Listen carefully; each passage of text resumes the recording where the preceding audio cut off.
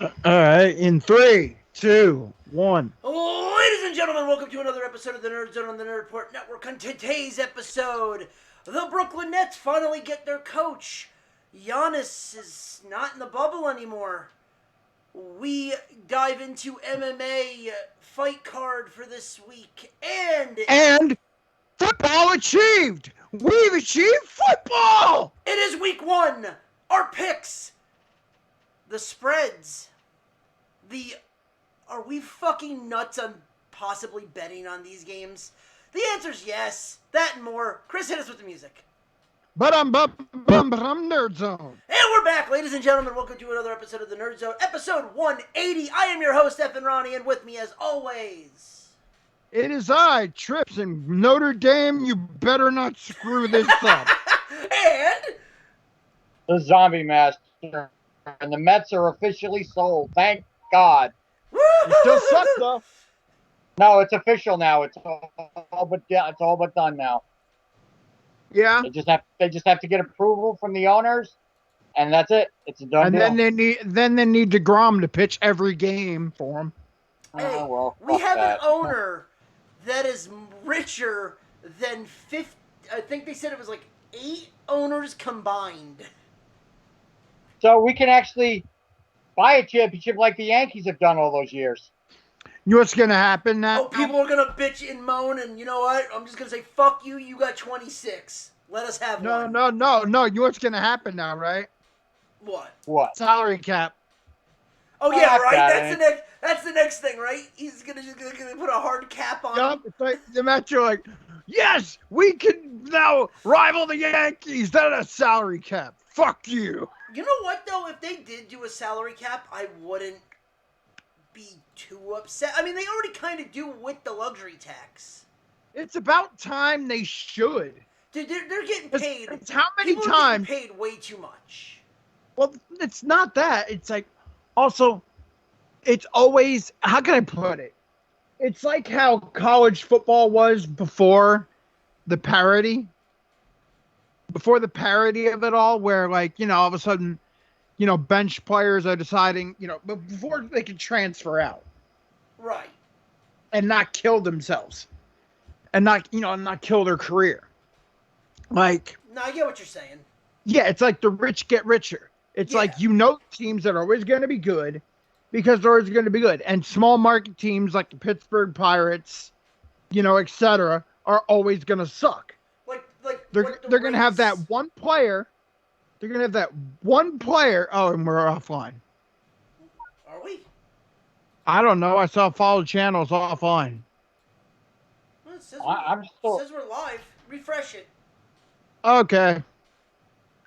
I'm still alive. All right, cool. We're live. All right. I don't What? fucking know. Anyway. Yeah. Yeah. That's what happened. But you know what? You know what'll get me? It's like I look at it this way. If I'm Steve Cohen, there's 3 things I'm doing once I take over ownership of the Mets. Fire Brody, fire Brody, Fire- Brody. Well, fire Brody's first because I don't. He's a horseshit general manager. Yeah, well, duh. I fire Mr. Rumble Pony because Nah, he does you know that. what? No, He's not no, doing that you know what? bad. I don't. That's your opinion, but in my opinion, he doesn't know how to manage a pitching staff. With what he's got, Apparently neither It's- does Aaron it's just- Boone. it's just it's like it's terrible, And you guys, they have to fucking spend money. They can't cry poverty anymore. I don't want to hear the word, "The Mets are strapped. We can only afford this." No more signing 37-year-old catchers.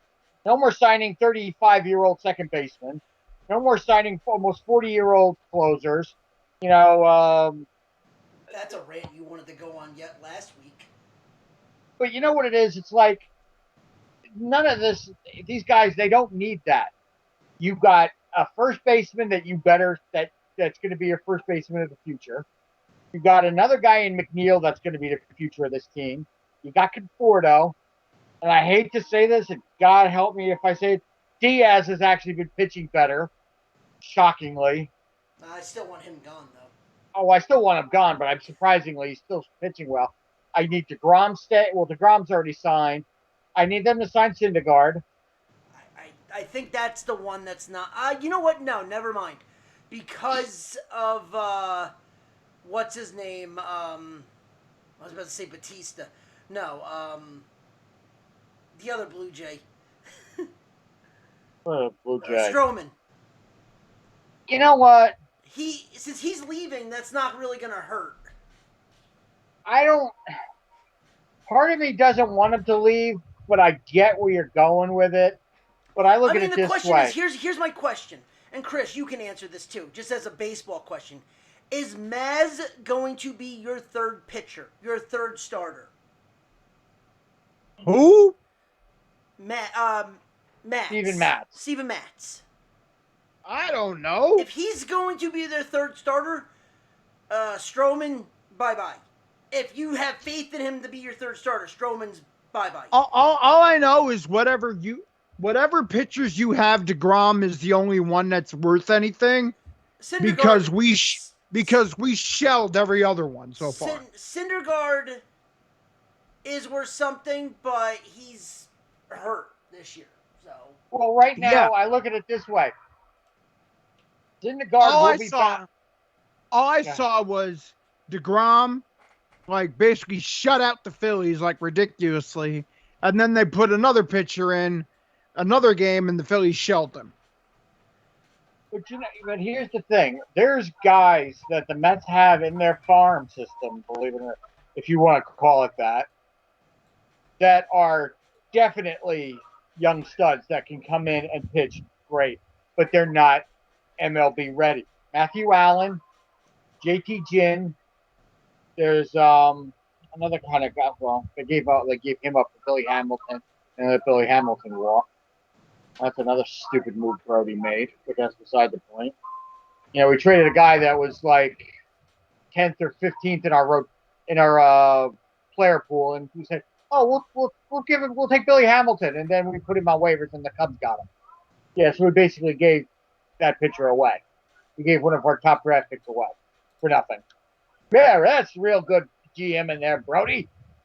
Yeah, no wonder you're going to lose your job. You better start going, do you want fries with that? He's a garbage. No, But tell us how you really feel. I don't sugarcoat it when it comes to the Mets. But let me put it to you this way. I looked at the free agent class that's going to be around next year. There's not a lot of megastars. In 2022, there's quite a few guys that might be free agents that are possible, that are good. But what the good thing is now with an owner that knows what the fuck he's going to be doing and he actually has money to back up his words, we can make trades for like a higher end pitcher. You know, that makes a little bit of coin. And we can bring him in and not have to worry about, we're going to have to release this guy to pay him. No, you're not going to have to do that anymore. You're not the Wilpons. We need a crowbar to get into their wallet just to get $1 out. Well, the last time someone ever got $1 out of their pocket was part of a Ponzi scheme, and his name was Bobby Bonilla.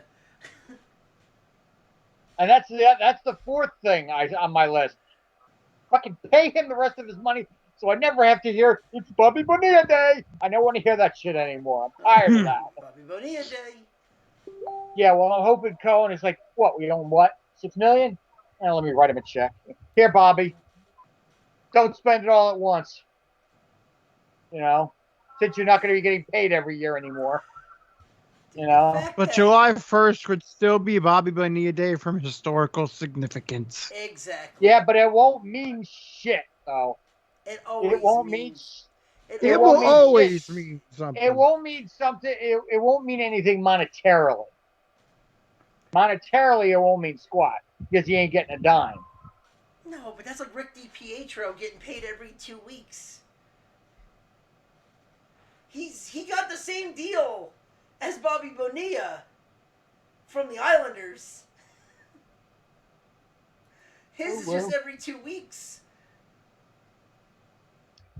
But no, it's just like now, it's like, I read an article the other day when they said the deal was all but done, and it's like the first week of November during the owners' meetings is when they have to approve it. Yeah. Because the deal is pretty much done. It's all, I mean, everything is pretty much signed, but he has to get the other owners to approve it, which they don't see a problem with that. Because technically he's already kind of an owner anyway. So, but what somebody said was, I think it was Andy Martino said, we hope that I hope some of these free agents decide to look at the Mets before they sign elsewhere. If you think about it, after the World Series ends, nobody automatically goes, okay, I got to sign somewhere. All right, who's going to want me? It doesn't happen that first week or two after the World Series. It never does. The signings really don't happen until the winter meetings, which probably won't happen this year. But then again, nothing fucking is going to happen this year. You know, at this rate, Christmas ain't going to be happening this year. But that's beside the point. I mean, the fact. Oh, Christmas will happen regardless. Dude, the fact that LA canceled Halloween, I'm like, oh, go fuck yourself. You see, that's just what I'm saying. I saw that too. I said Halloween's canceled. They're going to say, oh, all thanks because the Macy's Thanksgiving Day Parade was canceled already. No, it wasn't. I heard it was. It's going to have no fans. They're still doing it, though. Well, all right. Well, it makes sense for Halloween because trick-or-treating. Oh, who the fuck? That one, who the fuck cares? Wear your mask. You're going to be in a mask anyway. Exactly. No, it doesn't matter about that. Halloween is when you wear a mask. Candy from strangers in a pandemic. What are they going to do? Somebody going to do? Yeah. So what are you going to say? Instead of putting a razor in an apple, what are they going to do? Go and cough on the wrapper? Come on. It could happen. You don't know. Dude, come on. Come on. Really? I mean, Really? Yeah, really. Yeah, really. Really? Okay, yeah, Miz. I'm saying really. Okay, Miz. Candy apples. Other things. Who the fuck gives out candy apples anymore? It's like giving out pennies. It's a rarity anymore. It's a bad. I mean, I have a lot of Alicia's nephews and stuff, and they have a lot of little kids in the family. The last couple of years, I have not once heard of one of them saying, "Oh, we got a candy apple this year." Listen. If almost parents the only thing don't want to send their kids out due to this, that's on them. Exactly. There you go. That's their choice. But if you're going to say that no one is allowed to do it, that's bullshit. If a parent is going to tell their kids they can't go trick-or-treating, that's on the parents. That's not on the state. That's not on the state or LA in this matter of fact to say no one's having fun. It's like you can't fucking go out and dance. Fucking dancing is banned. It's Footloose. What? That's everybody got. But you get what I mean. Like you're saying, it's illegal. If we see a kid out on the street, they're gonna get a ticket. It's not the states. Should not be the state to demand them to be that. It should be the parents that say you can't go out due to this. And it's like I look at it this way. It's do I? It should be the parents, right? In California, we've left people to their own devices, and how's that gone? In California, everywhere. In California, though, it's like Jersey. It's a little more blue. So there's not a lot of people that It's not a political thing. It's not a political thing. Oh my God. It's looking out for public safety. It's looking out for everyone's safety. I'm sick of this. Then you turn the fucking porch light off and let no one come to your door. There you go. Or you leave a bucket out and you tell them take one. Oh yeah, that's it doesn't work, but you get my idea. It's not.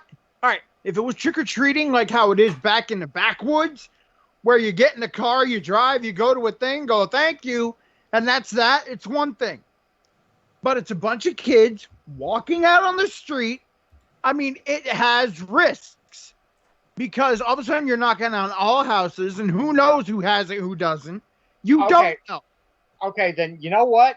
with that mentality, I'm going to say something that's going to piss you off, but I don't care.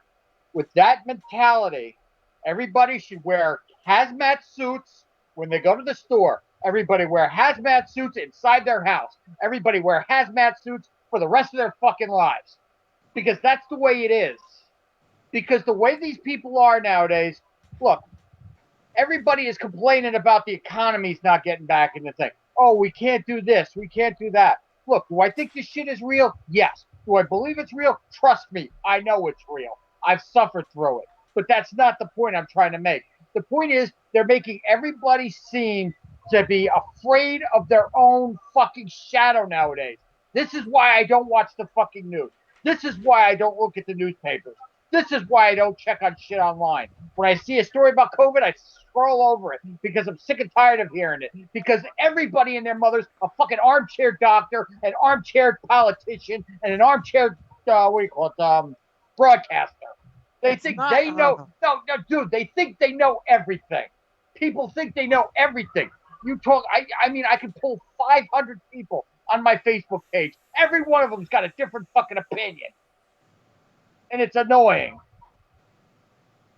Do I think this sucks? Yeah. Do I wish it were different? Yeah. But guess what? Have a little common fucking sense. Protect yourself. Wear a mask when you're outside. And there won't be any fucking issues. You know what I'm saying? It's not hard. It's not a hard subject to understand. You wear a mask and you protect yourself and you social distance when you can. Not a hard fucking concept. All right, they didn't ban it, by the way. They walked it back. They said it's not recommended. There you go. They walked it back, but they had it originally banned.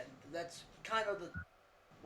Yeah, they backtracked it, and because the trick-or-treat ban is not banned. It's basically not recommended. Which is even more... It's just... You got what you wanted. God damn. I'm not saying anything wrong. I'm just saying. It's just... But you know what it is? I'm flying out to California in October? No. I look at the same thing. It's just like when our governor shithead of our lovely state decided to say, oh, American flags on overpasses is illegal. Boy, he retracted that real fast when he started getting backlash, didn't he? Yeah, some of these flags... You didn't hear about that. You didn't hear about that one, Chris, did you? Wait, what? Yes. Governor Murphy, in all his infinite wisdom. No, I didn't hear about it. I don't live in New Jersey. That's why I'm going to explain it to you if you let me finish. He said any 9/11 memorials, flags, anything on overpasses is illegal now. If you put it on there or if you're caught doing it, you could be fined or arrested for putting up an American flag on an overpass just to celebrate 9/11 or to memorialize 9/11. And then all of a sudden, when he said those words, the backlash was so fucking bad. 3 days after he said it, I retract it. Okay. You're telling people he went a little bit overboard. This is why I don't trust politicians. I never have, and I never fucking will. Especially when the mayor of our town at one point was somebody I went to school with, and I remember how much of a scumbag he was in school. And thank God he didn't go for a second term because he would have been voted out because he was an asshole. But that's beside the point. But Murphy is getting way out of line. Him and that schmuck in New York. They're having a dick contest. Who's got the bigger dick? When one says something, the other does something different. Just to make sure that theirs is bigger. That's what it is. It's annoying.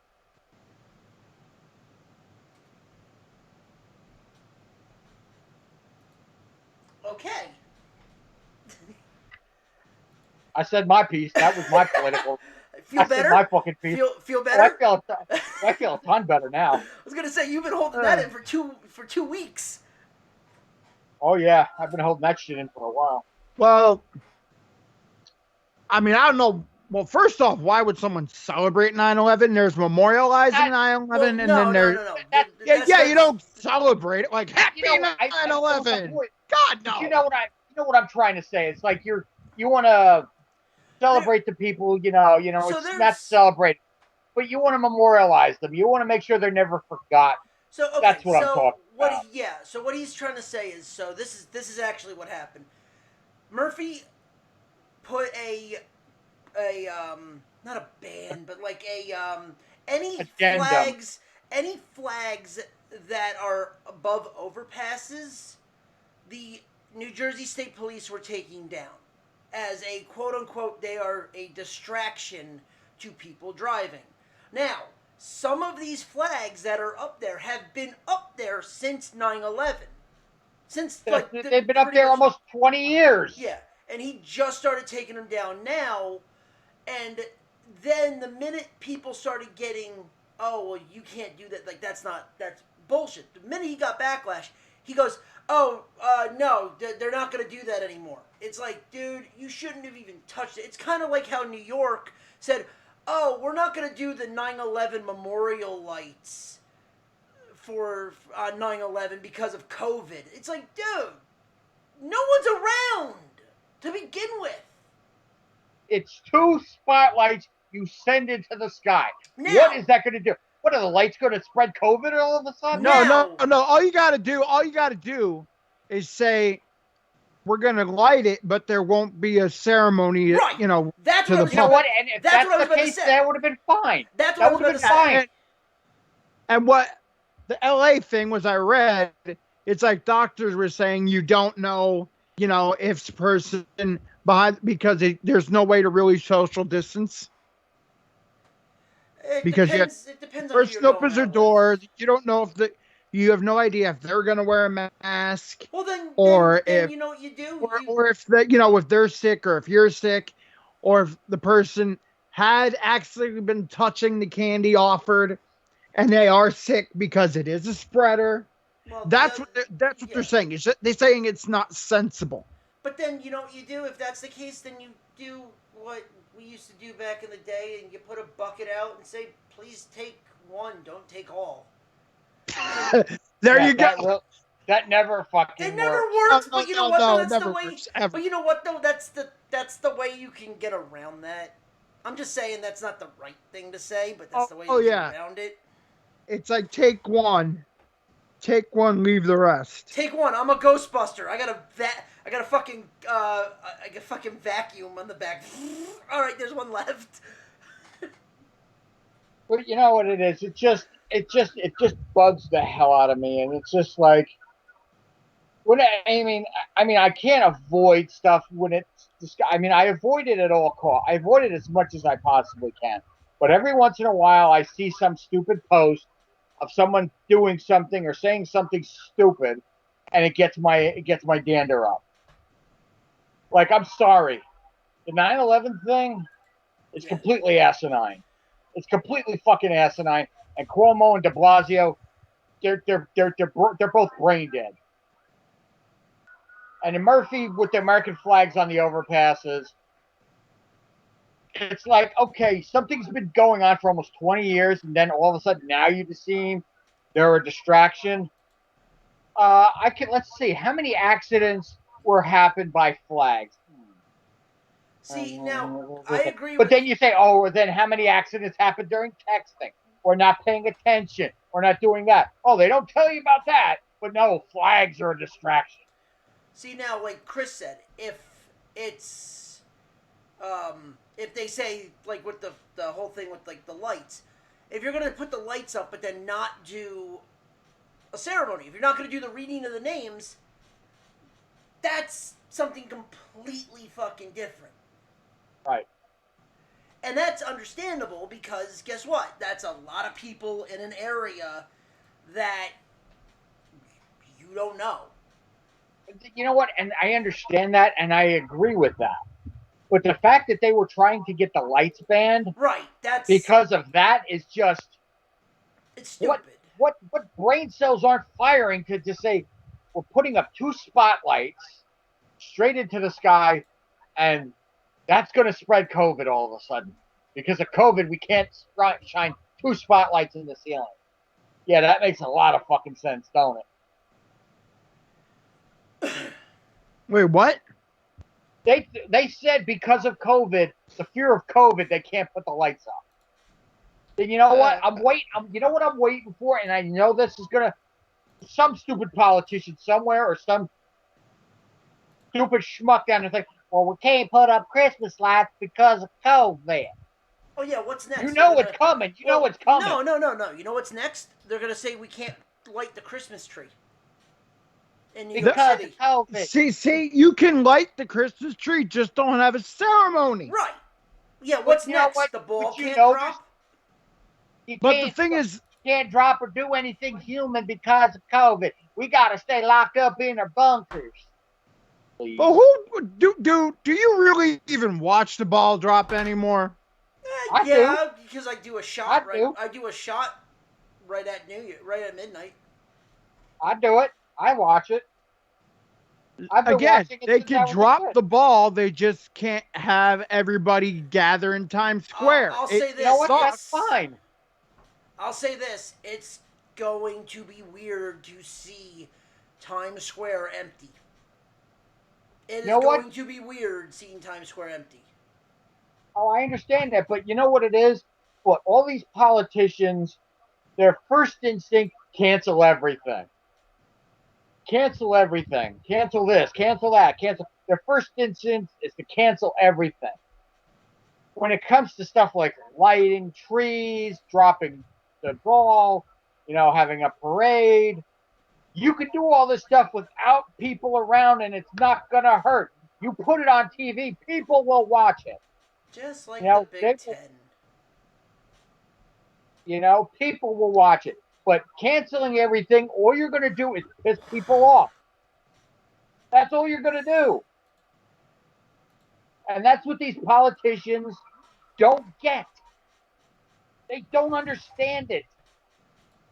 It goes in one ear and zippity doo out of their assholes. They don't get it.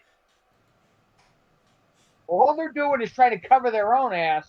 So guess what? They get reelected. You keep dropping these bullshit laws and bullshit rules. Guess what? You ain't getting reelected when everything goes back to normal. You're gonna be out. You're gonna be like, I wonder why they voted me out. Well, I made up stupid rules that nobody listened to. Well, the thing is, they're trying. Well, it's not really. All right, like I said before, like if you don't want to put the spotlights, that means you don't want to have a ceremony. I mean, again, you could do the spotlight, just don't have a ceremony. Right. And we're all in But agreement with the thing that. is, how many people are going to listen to that? But you know what? That's on them. Ye- You know what you do? You have a bunch of policemen around the memorial saying nobody's allowed here. You send them home or you ticket them. Yeah, that's a great idea. Have the police, gonna do say, crowd control. Yeah, I that's kind of was great tugging. idea. I kind of was tugging my collar when you said that, John. But you know what I'm trying. Take this one far right winger to start some bullshit, and all of a sudden, then here comes all the GOP going. It's the anarchists and the Dems and the radical left. They're But you know taking what? away our American things when it's not at all happening. And this is why we can't have nice things, because there are way too many people on the far right that are basically saying shit. You know what? No matter what you do, what the thing is, no matter what you do nowadays, people are going to be stupid. You can't deny that. People are going to be schmucks. People are going to be stupid. People are going to do stupid things and say stupid things. It's going to happen whether we like it or not, because I'm not going to go on there's a rant I was about to stop, but I stopped myself because of a certain person will fuel it. But then I'm not going to go down that road. That's what it is. Because it's a certain person who shall remain nameless is fueling all these morons. Yeah. And no matter what we do, come November, whatever, I don't even remember. I don't even know when election day is, to be quite honest with you. November 3rd. Whatever. He remembers. November 3rd, we're screwed either way in some people's eyes. I'm not saying I'm going one way or another. We're screwed either way. Well, the full election isn't going to be final really until like near Thanksgiving, so you know. But regardless, the problem is like a certain person, whether he likes it or not, goes one way and tries to stir up shit. The other person, I don't think he knows shit. So you got someone who stirs up shit and someone who doesn't know shit. So you're either way, we're gonna get shit. Period. Think about it. I don't know about that. But anyway, I'm not going down that road. But the whole point I'm trying to make is with these ceremonies and these different holidays that are coming up, they got to ban this or they got to cancel that. They got to cancel that. Look, conventions were all canceled this year. I was supposed to go to 4 of them. They were all canceled. I get it. You can't have large groups and gatherings. I get it. I don't think they pulled the plug yet on Comic-Con. No, they did. They did. Did they? Okay, good. Yeesh. What, San Diego Comic-Con? No, Yeah. New York. It's going to be all done off-site type Okay, of stuff good. like Comic-Con. Oh, thank God. But what I'm just trying to say, all this stuff, I get it. I understand it. But when you're talking about canceling holidays because of stuff like that, when you're canceling ceremony, like just symbols of a certain thing, you're pushing the envelope. And then when you go to flags and lights, that's okay. Now you're talking out of a certain orifice in your body. That's where you're going with that. All right, but that's the point I'm trying to make. I don't believe with the 9/11 thing. Just put up the damn lights. It's not hard. With the ceremony again, I don't even announce it. Just toss them on, because the thing is, as soon as you announce it, whatever, somebody's going to show up, regardless. Even if you say there's no ceremony, somebody's going to show up. Well, here's the thing with that. 9/11, no matter what day it falls on this year, I don't know what day it falls on this year. Friday. I think it's Friday. The lights are going to be on, regardless. Regardless of anything, they're going to be on 9/11. That's when the tragedy happened. That's when the lights will be on. We get it. But the whole point I'm trying to make is the fact that they were trying to cancel it because of a disease, like of a the pandemic, is stupid. I'm sorry. It's absolutely, positively stupid. Just don't have the ceremony. That's what I'm trying to say. Yeah, then don't announce it either. Just turn them on and be done with it. Exactly. But by them announcing we're not going to have the lights because of this, it's stupid. It's absolutely stupid. I'm sorry. I'm gonna call. We're all in agreement with this. We're all just going it a different way. Right. Look, I just want to. Look, do I want everybody to be safe? Yes. Do I want everybody to be distant and all that stuff? Yeah, fine. But what I'm trying to say is, don't cancel something like that because of this, because that's just dumb. And don't cancel parades. Just don't have people there. Want to drop the ball? All right, drop the ball. Don't let anybody be there. Will it be weird? Fuck yeah. Don't cancel parades. What? If there's no people, there's no reason to have a parade. TV ratings. Hello. Yes. Nobody gives a shit. No, dude, the Macy's Day Parade for Thanksgiving brings in a fucking mint on television ratings and on advertising. Thank you. They're actually gonna have it? Yeah. Yeah. There you go. No crowd will be there. But they tried to cancel it because of this. They could socially distance it. No, here's the thing. You know what I said? I said, I want to see what the hotels are going to cost on the parade route. Because you can still have people watch the parade from the hotel room. And you know what? People are going to do the same thing with Times Square. There's hotels in Times Square. You know that those are going to be like times 3 of how much you would have to fucking pay.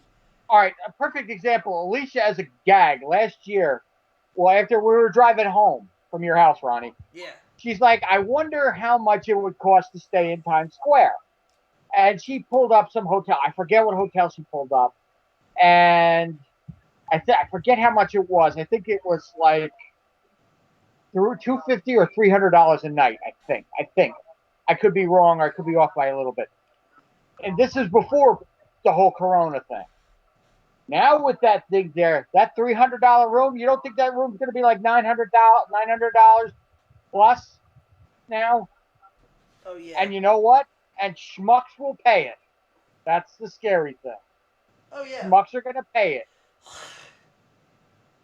Oh, so there's some wrestling news that just broke.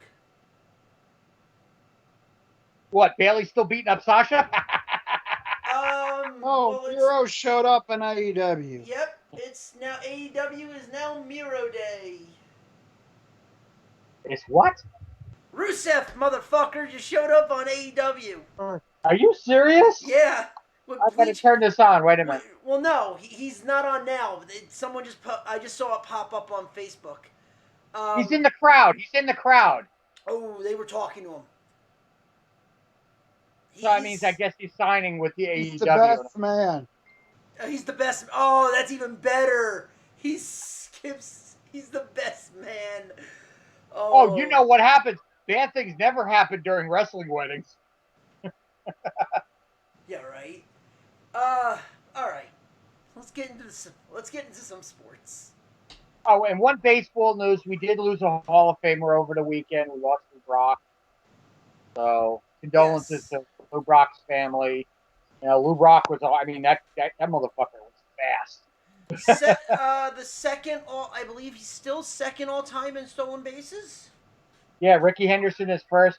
Lou Brock is second. Yep. I don't think anyone passed Brock yet, Lou Brock, and I don't think anyone will because. No, nobody will. Let's face it. Who the fuck steals bases in today? Who the fuck knows how to bunt? Who the fuck knows how to steal bases? The game is literally a home run or bust. Fuck this game. The no pun intended, the nerds have killed this fucking game. Let's see. I'm going to pull up the record now. The record. Ricky Henderson has 1,406. Lou Brock had 938. The next guy is a Billy Hamilton, not the Billy Hamilton, with 914. There's no current players in the top 100 for stolen bases. And there won't be. The number 100 is some guy named Hal Chase, with 363. And that was a guy that was born, that played from 1905 to 1913. But that's the thing. There won't be, because guess what? That's not the game anymore. Oh, analytics. I'm sorry. I got a little bit of a rant to go on right now because of fucking Linux. Listen, we all know I'm a Met fan. But holy shit, what the fuck are the Yankees doing? Guy, fucking up? Yeah, you get fucking Torres off of IL, or fucking the IR, whatever it is, the DL, who the fuck cares? He plays a game, and then because of load management, he takes Sunday off. Because it's his day off. I'm sorry, you're now, maybe, if depending on what it is, you're a game over 500. You're the 8th seed in the playoffs. I'm sorry. No, sir. There is no more days fucking off. You are playing every fucking game. Because let's face it, if the Yankees don't make the fucking playoffs, y'all fired. If 8 out of 15 fucking teams, and you're not the 8th best team in you're the New York fucking Yankees. Holy fucking shit. If the Orioles, the Mariners, and fucking trash can beating Astros can fucking make the goddamn playoffs, you should do it with your fucking eyes closed. You know what? You know what would piss off New York Yankee fans? so much, and I'll say this right now, The it's Mets not going to making the happen. World Series. The Mets making the playoffs and the Yankees don't. Well, When the Yankees went out and spent all that money on Garrett Cole, and all the Mets have is Jacob DeGrom, and their rotation has been pretty healthy all year. Our all right, rotation has been a train wreck. What? What's up? What's up? Well, remember what I said about the rich get richer? Maybe this is good for the sport. Yeah, maybe it is. I mean, listen, you're not wrong. Judge. I'm sorry, because like when the playoffs go, oh, who's in the playoffs? Oh, it'll be the Yankees, it'll be the Dodgers, it'll be the Cubs, it'll be the Indians, blah blah blah. You're just like, To be honest, and you just don't care about the season. You just like, you just snooze through the fucking season, and then you get to the playoffs. And it's like, okay, who's in the playoffs? Oh, all right, whatever. Yeah, I'm not gonna watch it. Where like the Orioles, the Mariners, teams that don't get a shot usually, teams that are always bottom feeders get a shot to make it. It's listen, a little. I think for baseball, the fact that they're doing 18 playoffs for this, I'm actually maybe not 8, maybe make it maybe 7 or 6, but I'm all for an expanded playoff to get more teams into the fucking playoffs, to get those teams that you're not really used to seeing. Well, they got to do something because the goddamn game is on life support. You're not wrong there. But because, unless you're a Yankees fan, unless you come from a baseball, town, unless you're a Yankees fan, Cubs fan, Mets fan, Red Sox fan, Dodgers fan, Phillies fan. Well, sort of. Phillies fans are basically like, yeah, go Phillies. Wait, it's September? All right, go Eagles. Yeah, exactly. I was just about to say the same thing. I was going to say. It was like, go Flyers. Oh, well, the Flyers fucked up. All right, well, it's football season anyway. Go Eagles. Same as even in Pittsburgh with the Pirates. The Pirates should have a big following in Pittsburgh. But it's basically like a distraction until Steelers season starts. And the Orbit Penguin season. That's all it is. So here's the thing. Like Hackenberg. Hack is a Pirates fan. Yeah. And I'm just like, and he's just like, yeah, I watch it till September. And then I start rooting for the Steelers because, they're done. So it makes no sense. Because outside of those big baseball markets, the rest of the nation's like, who gives a shit? So you ready for this? So if the season ended today, the Padres are in the playoffs. A young team that, stirred a little bit of the pot. Okay. But guess what? It's a team that you've never heard of that has Manny Machado and a bunch of young players that are actually playing the game correct. The fucking Marlins have a chance to make the playoffs. Well, the Marlins have a chance to make the playoffs because everybody they play gets COVID. They all get COVID, and then the Marlins, all they got to do is win 4 games, and they cancel the rest of them. So But you know what? Here's the other thing, Ronnie. And I'm sorry, and I'll let you get back to your point. Yeah. What would happen is I would hope Major League Baseball maybe keeps this going into next year for when hopefully fans are back in the stadium again. Because I'll tell you what thing it'll do, and you'll agree with this. All right, if you have an expanded playoff, teams like the Royals, Mariners, these lower market teams will be in the playoffs. You're going to generate more ticket sales. You're going to generate more for that city, and they'll make more money. Dude, I like the idea too. Is the first? I mean, am I wrong? Am I wrong? I actually think they should just make. See, what's rough is I keep saying they should do 8, and the way they have it right now is the top 2 teams in each division are in, and then the last 2 spots go to the wild card. That's how they're doing it right now. Right. Yeah, and I know players are gonna hate this, but they need a salary cap. They badly need a salary cap. You know what? It makes unless you do the 8 teams, yeah, you need the salary cap. And guess what? First round of the playoffs is a 3-game set. Because that way it's not the larger market teams constantly ruling everything. Yeah. And it's not the whole 106. You know what? Making it eight teams and having a salary cap makes 162 games tolerable. It's still too much, but it makes it tolerable. Right. It's like, but a salary cap all of a sudden, teams that are like even from Pittsburgh and like, other teams like Milwaukee when they're not, when the Cubs aren't fucking up, because the only way the Brewers even get into playoffs is when the Cubs fuck up. That's it. Or the Cardinals fuck up. Yeah. Then the Brewers are right there like, hey, we're sliding in. But, you know what I mean? Like, there are certain teams in Major League Baseball that just can't compete. And it's because, and if they do compete, they'll get somebody from like, the minors or whatever. They have them homegrown. And then they basically have to win like within a couple years, they bring them up because they don't have the money to afford them. And then they become a Yankee, a Met, yada, yada, yada. Right, yeah, exactly. Or a Dodger. Yeah, and it's the rich get richer. Honestly, the one team that I'm surprised that, like I'm saying, we talked about it at the beginning of the year when he went there. Machado going to the Padres was kind of a shock. Yeah, the Padres gave him the most money, but like, is San Diego really a market team? No.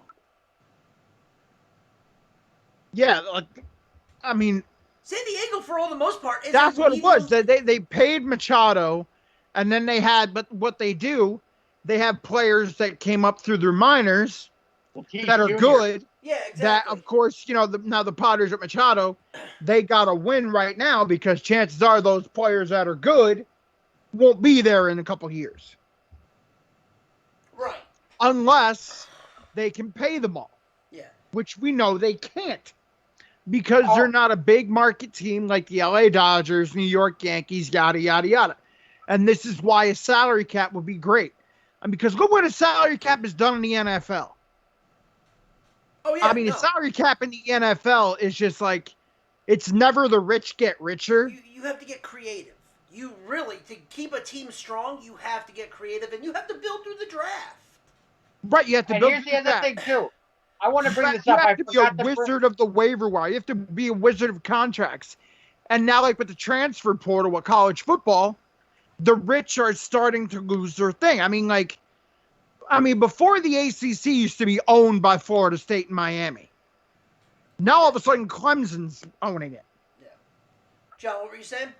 Well, I was going to bring this up, too. I forgot it. I just reminded myself of it. Did you see that Alex Rodriguez is actually sitting there claiming that something dirty went under? That's why he didn't win the bid. Yeah, you see J-Lo tried to put in a new bid and say that she was going to be the owner, and which the only reason that she tried to throw that Hail Mary was because, she would be the first woman Latino that would be an owner. Well, yeah. But he tried to claim that there was some underhanded, shady business deals. That's why he didn't win it. He got outbid. Cohen. That's basically what it is, and he's crying sour grapes. And this is another reason why I didn't want a guy like him running the Mets. He's nothing but a controversy starter and a shit stirrer. Yeah. That's what he is. That's no bullshit right there. But so I'm looking at right now. I'm looking at the standings. If the season ended today, the Marlins are the 8th seed.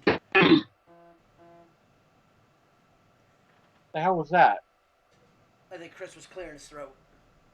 Oh. No, I'm not doing anything. Oh, if that was a buzz, it was my phone.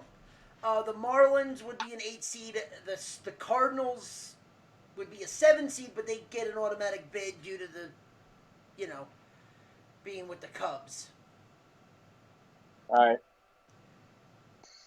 The Phillies and the Braves would be from the East. The Cubs and the Cardinals would be from the Central. And the Dodgers and the Padres would be in the West. And then the Marlins and the Giants would be your 2 wild card teams. Right. Like, the Giants are a team that's rebuilding this year. And they could be the 8th seed. Who's in the East? The East would be the Phillies and the Braves. All right. Yeah. And then out of the AL, it would be the East would be Tampa and Toronto. That would get the top 2 seed. That would get the 2 bids, the automatic bids. The Central would be Cleveland and Chicago, and the West would be Houston and Oakland. And then your wild card would be Minnesota and the Yankees. Oh, look, the Yankees are still in the playoffs, so stop bitching. Oh, fuck them. Hi, Christian. Hi, Ronnie. I was waiting for you. I didn't even see you jumped in. Yeah, okay. What's going on? Oh, same shit, just a different smell, man. What's Yeah, going on, guys? Nothing. We're talking about how the Yankees are just choking away a possible playoff. Dude, listen. I said it. Look. I said it last week, and I will repeat myself again. This team has no heart whatsoever. None. I saw more heart last year than I do this year. It just seems like guys don't want to play for Aaron Boone. It seems like Aaron Boone has really lost his team. But then again, that convo is going to come up. How much of this can we put on Aaron Boone? Brian Cashman needs to be held accountable for what? For what? Yeah, Brian put this team together, but it's not Brian's fault that guys can't stay healthy. Giancarlo can't stay healthy. Giancarlo can't stay healthy to save his life. From this point forward, he is now known as Glass Carlo. Damn. I'll say Aaron this. Judge, I'll say this look, though. Well, they'll blame Brian Cashman because he, should have been able to buy more players. Yeah, but I mean, come on. Like, here's what I don't get, and maybe one of you can answer this for me. Last year, the Yankees made the most trips ever to the IL. I think it was 37 or 38. They were still able to keep it going. I don't get why it's so different this year. That's the thing that's baffling me. And then the other night, to me, was an accumulation of everything they've been going through in the last 19 or 20 games. You have a lead, then Adam Ottavino comes in and gives up 10 runs in the 7th inning. Something's got to give, man. Well. What does he play for them? What did the Yankees become the Mets all of a sudden? All right, What'd you say? There are differences. Biggest differences. One, there's no crowd, so the mystique of Yankee Stadium is gone now. Yeah. Snell said it the best there. He said Yankee Stadium, just another stadium. It means nothing. Right. The mystique is gone. Right. Because there's no crowd. Right. There's no crowd. Same as like when you play in Citizens Bank Park in Philly. It used to be the Phillies fans would just, tear you a new one. And every team hated it. Now it's just another park. And that's why the Marlins and the Orioles are playing so well, because they're used to playing in front of no fans. There you go, man. I mean, come on, the Padres had no fans. But yeah, I mean that's why that's why the Marlins and Tampa and freaking Florida or Miami are used to playing so well, because there's no fans. And also COVID. Yeah, that definitely and the other problem and the other issue, COVID. Yeah. Sorry to say, it's a huge issue. Even if you don't have it, you're constantly getting tested, constantly this, constantly that. So it's always in the back of your mind. Always. Well, the one thing is too is with the Marlins, that's so interesting is the fact that they're playing so well, and dude, it's fuck. How many of them had fucking COVID? 17 players. 17. They're literally playing with a fucking taxi squad, and they have the 7th seed. At least they could still play, unlike good old Rocky Top. Oh, you're not wrong there. Holy shit. 44 players got COVID. Yeah, man, but honestly, this may be the softest Yankee team that I think I've seen in quite some time. The hype was there in the beginning. The Yankees were running away with, it looked like, the division. And then my thing is this. The Yankees have always struggled against certain teams.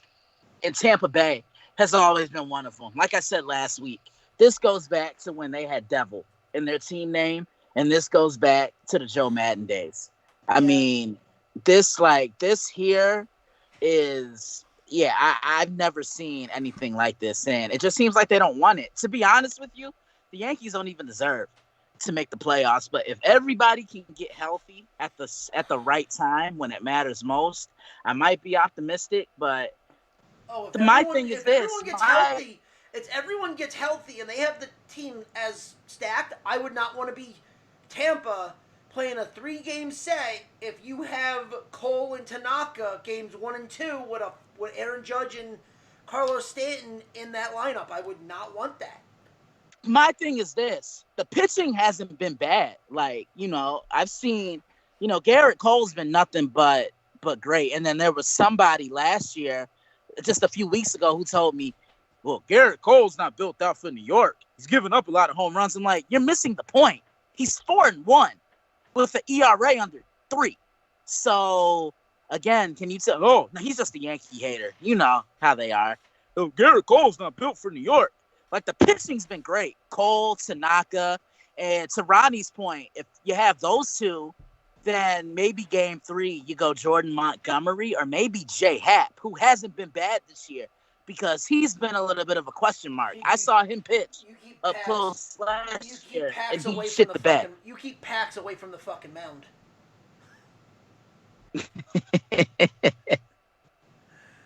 So I don't know, man. Maybe, I know they're winning right now, but I have a feeling I'm going to get a Bleacher Report notification that they lost. And yeah, because the Yankees are playing down to their opponent. And I'm sorry, I'm going to talk shit about the Mets here. How the fuck you get walked off in your own goddamn stadium? You're not wrong. Good old Gene Segura. You're not wrong. Dude, how is that possible? Oh, I was happy. You know why? Because, again, it's just another park. Because of the fucking Mets. How the fuck do you get walked off in your own goddamn stadium? John, you want to take that one? Oh, man. Dude, but you know what? I'll say this. You know what this team kind of reminds me of? Oh, where They remind me of the 2012 group. After Derek broke his ankle in the ALCS against the D-Toilet Tigers. That's what I call them. Because after he went down, their bats went cold for the life of me. And I just saw like 5 of the Yankees bats in the regular lineup. I think it was Gardner, it was Sanchez, it was maybe Hicks, it was Urshela, and I want to say maybe... I can't think of it, but all their averages were like in the 100s. I don't get it. I haven't been this angry to be a Yankee fan in God knows how long. Damn. Okay. Well. Now, wait. Now, what are your feelings on this? Because I touched on this. Okay. So I was like, if you're a big market city with a big market team and all that, you're always into the baseball season. Right. Everyone outside is like, fuck it, who cares? We don't have a shot. And I'm like, one thing that baseball needs to do is the same thing what the NFL did, is basically they need a salary cap. They need a salary cap because that way, all of a sudden, the massive market teams are sort of on the same level playing field. Yeah, sorry. Did you even notice I was gone? I saw it. That's why I tried calling you back. My power went out. Oh, it went out again. Oh, okay. We lost power. So I don't know if it's going to happen again. So if I stop talking again, there's no storms going on in this area. The power just went out. Yeah. So you were dancing in the dark for a little bit. Oh, and You know what? Enough of that shit. I'm really sick of that. Oh, well. Sorry. The joke was fine for a while, but I don't need to hear that shit again, all right? But anyway, no, but I was going to say before everything went up, I wanted to ask Christian, with the fact that the Mets are going to be under new ownership, what did you say, Ronnie? He's going to be like richer than how many owners? He's going to be richer than he's richer than more than 8 owners combined. How bad would it be if the Mets became the Yankees? If you know what I mean with spending. I mean, you know, they've been our little brothers for so long, and they always will be. But that, honestly, I'm gonna say this, and this is me just being 100% real.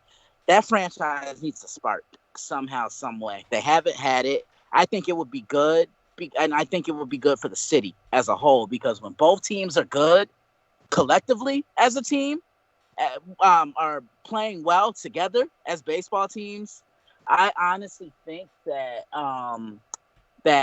that's not only good for baseball, but most importantly, the city of New York. And is it possible? Yeah, but then again, you know, who could you guys? Here's my question to you: who could you guys see that's a big name going to New York, to the Mets? I mean, right now I don't have the full because, like I said, my computer's redoing everything and stuff like that. I had the free agent list up. I mean, as of right now, I think in 2021, there's nobody big named, but in the coming seasons, there will be some bigger names starting to jump into the free agent market, some superstars. Like, you really think, honestly, I want your honest opinion, everybody's honest opinion.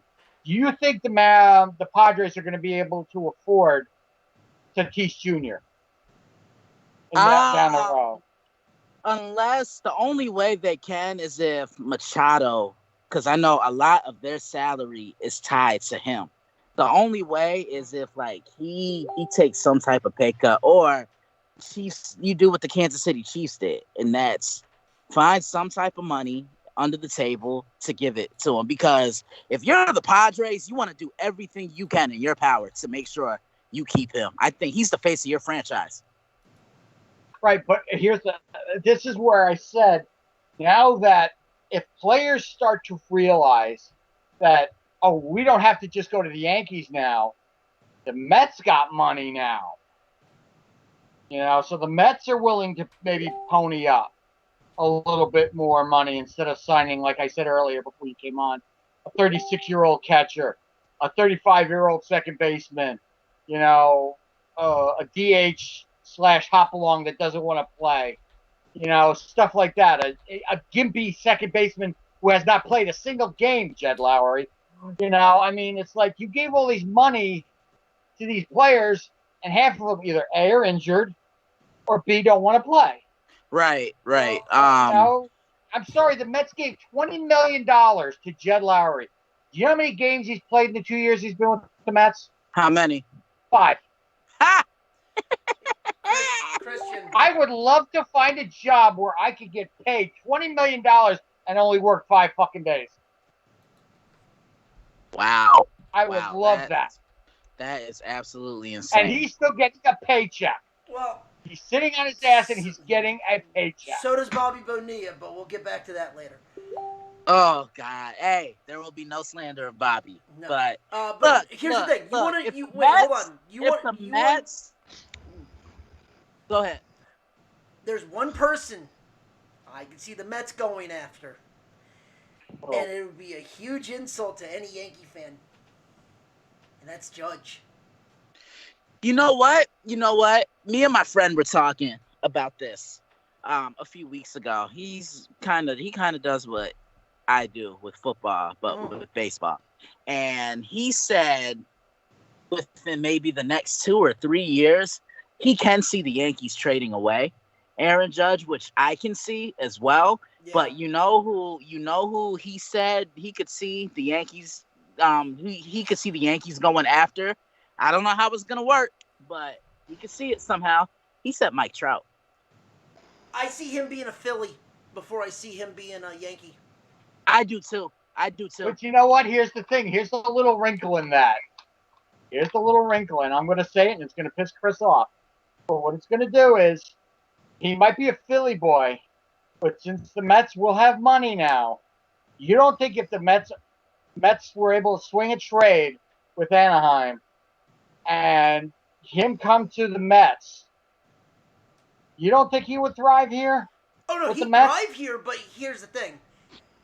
He's a Philly fan, and he has a no. Chris, maybe I'm wrong. Maybe you know. He wouldn't do it. Trout doesn't wouldn't he have a no trade clause? Yeah, he has a no trade clause. So he Yeah, but he said he would could only he live. could possibly wait. No, can no, waive it. Trout has a no trade He clause. said he even came And out and he said he would said only the live only it to team Philly. the only way he would waive his no trade clause would be if he came to the Phillies. Yeah. That's it.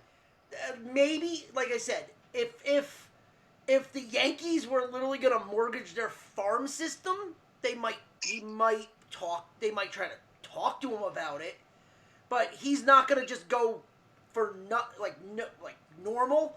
He's not going to anybody but the Phillies. And I hate saying that as a Met fan, but that's going to happen.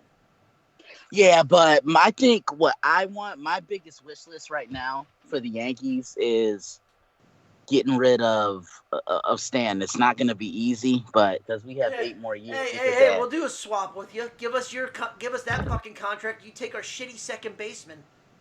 Who, Jet Lowry? No, you take oh fuck, who's Brody Van Dumbass's extra fucking partner? Former Yankee. Who, Cano? Yeah, you take Cano. No, fuck him. He's nowhere allowed. No, fuck him. Fuck him. I hope he gets hit with an ape stick. Fuck him. Now, dude, Robinson Cano had the chance to be the face of the franchise after Jeter retired, but no, he wanted a cup of coffee, so he went to Seattle. But all right, so actually, this is something that Chris brought up earlier. Right. With Trout, if Trout ever did go to Philly, how would that work in a salary cap? Would they have to get rid of Bryce to get him, or see that's no? There's a question. If it's salary cap, if they actually went to a salary cap, well, Bryce Harper would already had a certain money because remember his contract is front loaded. So if you look at a salary cap, probably be in the next couple of years, Bryce's contract was actually done to actually give the Phillies a lot of room to sign people. Yeah, that was why he did what he did, and that's why he had it front loaded, and why he has it so long. Because if you look at Bryce Harper's contract, you're like, oh my God, the number, but it's actually not that bad. Now, to spin off of your salary cap idea, are you going NFL, or are we going how baseball does it, where everything is guaranteed? Probably they'd have to work out something like either like a mix or a salary cap thing of like how the NBA does it, or also how like what I mean is the NFL does it. Like, but baseball does need a salary cap badly, or else it's just going to be the rich get richer. And every other team just is screwed. I mean, I think I brought. What's the luxury tax kick in it?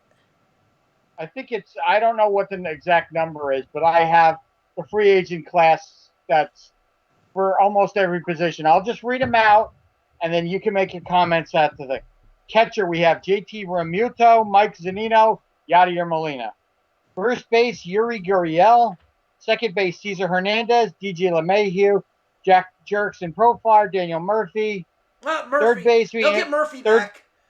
Third base, Justin Turner, Zach Kohart, Jake Lamb, Marwin Gonzalez. Shortstop, Marcus Semien, Alfred Simmons, Jonathan Villar. Outfielders, we have Springer, Cespedes, Michael Brantley, Jock Peterson, Jackie Bradley Jr., Jay Bruce, and Giancarlo Stanton's got an opt-out. Starting pitchers, we got Corey Kluber, Trevor Bauer, Robbie Ray, James Paxton, Tanaka, Jake Arrieta, Marcus Stroman, Jose Quintana. Relievers, Blake Tynan, Alex Colomé, and Andrew Miller. So all right. Well, all right. So, right off the bat, you can forget JT Realmuto because if the Phillies didn't trade him or they couldn't find a deal for him at the mid-season point, chances are they're going to pony up money and they're actually going to sign him in the offseason. Well, you know what? Here's the question. That's a guarantee. Well, here's the thing for that. Here's the little monkey wrench in that. Maybe the asking price the Phillies were asking was too high, but now that he's a free agent, you don't think these teams that were maybe negotiating with the Phillies at the deadline going, okay, He's a free agent. How much is it going to cost to bring him here? Yeah, dude, you know what? Out of everything, they're gonna try. I can so see a sign and trade with the Yankees, and then Girardi just have a fucking conniption with Sanchez. All right, Ronnie, as a Met fan, out of all those players I mentioned, forget Hopalong. Forget Hopalong. Who would you like to see them go after in that class? I already said it. There's two players, and it's gonna be Murphy and Turner. What? All right. You know what? Murphy's 35. Turner's going to be 36. I'm sorry. Enough with signing these old players. Turner's been playing the best baseball of his fucking career. I'll take him for a 2-year deal. Yeah, so was Jed Lowry, when we signed him 2 years ago, came off of his best offensive season ever. Where did that get us? Yeah. Turner he played 5 fucking games. Turner also plays for the fucking Dodgers. You remember the last person we got off the Dodgers that meant anything? Oh yeah, he's a Hall of Famer, Mike fucking Piazza. Yeah, but we got him in the prime of his career. We didn't get him at the tail end. We got him in his prime. When you get a player in their prime, that's a different story. I'm sorry, Murphy and Turner, as good as they might be, they're past their prime, I think, both of them. Murphy would be a nostalgic player to get back. I get it. Did he have a lot of great years with the Mets? Yes. Would I like to see him come back? No, because he's an older player, and Dale, we've got younger players that can play. Dale, if they signed him to Arizona, you'd fucking take him in a heartbeat. Don't give me that bullshit. Who? Turner. He goes, Turner's washed up. He's done. I go, bullshit. If he turned into a Diamondback, you fucking take him in about 2 seconds. You know what? No disrespect to Justin Turner. It's another nostalgic player. That's what it is. He's a Dodger. Fuck him. But the whole point I'm trying to make is we don't need these older players. All right, Chris, let me ask you this. Let me ask Chris this, since he's, Mr. Philly. Your team, would you want to see your team, and I'll even ask this to Chris with the Yankees, would you want to see your team get younger or be older? Younger. What would you let me ask Chris first, and then you answer. Philly, okay. If you want to see your team get younger and stronger, or do you want to see them sign older players just that they might make the playoffs that year? I just want to see my team get better. Yeah. And I don't give a shit about younger. I'd rather just see them get better and win a fucking championship. Yeah. Christian, go ahead. You chime in. Chime in from Yankee World. Definitely younger. Because, don't get me wrong. The Yankees have done a better job as of late of focusing on more of their farm system. You look at Gleyber. I think if the Yankees are going to make a deal, Gleyber's going to be at the center of it. That's why we didn't get Marcus Stroman last year, because the Blue Jays wanted Gleyber, and we said, fuck no. That's not happening. See, even talking about the Yankees, I'm burping. That means the man upstairs doesn't want me even talking about their pathetic asses right now. But yeah, I would rather see the team get younger, because you have Gleyber, Judge is up there, believe it or not. He's, I believe, 27 or 28. That's still young, but he's not going to be that age forever. Do you see Giancarlo opting out? I hope so. God, and I hope he doesn't get a paper cut when he does it, because he's so damn fragile. But my thing is this: if the Yankees are gonna make a move, you know what I could see them doing? I could see them getting rid of Gary Sanchez, because I've had a love-hate relationship with Gary Sanchez the last 2.5 years, because Gary to me is like a Didi Gregorius. He tries to swing for the fences a little too much, and it hurts him. Like Gary swings that shit that's out the plate, way off the plate. I'm like, why are you swinging at this? So, the Yankees are going to do something because I think they found the gem in Davy Garcia. So I could see him making a rotation next year. There's a possibility they may not bring Paxton back, but I think the biggest priority this year in the offseason is getting rid of Brett Gardner. I just think he's done. I think they kept him for leadership roles, but he's not an everyday player. Let him go somewhere, somewhere else. Well, To be honest with you, I won't be surprised if he ends up a Philly. But you know what? There's one player that the Yankees have said they're going to go after a full board, and that's DJ LeMahieu, because he's done nothing but strive here. He's not had a bad season. Here, I'm going to tell you a funny story, John, with you being a baseball guy. I follow MLB's Instagram page, right? Mm-hmm. And on Instagram, that day when we signed him, they said there's a new DJ in town. I'm like, no, this shit needs to change. There's only one DJ. One. That's it. But he's been two things for the Yankees. He's been the Yankees' best all-around hitter because he can go to the opposite side of the field, just like Jeter did. I don't know how he does it, but it just seems like, when he needs to go oppo, he does it. I think of that home run against Houston last year in the ALCS. And two, he's the Yankees' heart and soul. So I really hope we keep him because he's a versatile guy. He can play every position in the infield. And, it's tough to come around a guy like that. All right, now here's the thing. I really hope we keep him because he's become one of my favorite players. Here's the thing. Now, I follow – everybody knows I follow the Mets very passionately, but I do follow other teams. I've always the Rockies have always been a team that I've always kind of watched. If they're on MLB Network, I'll watch them.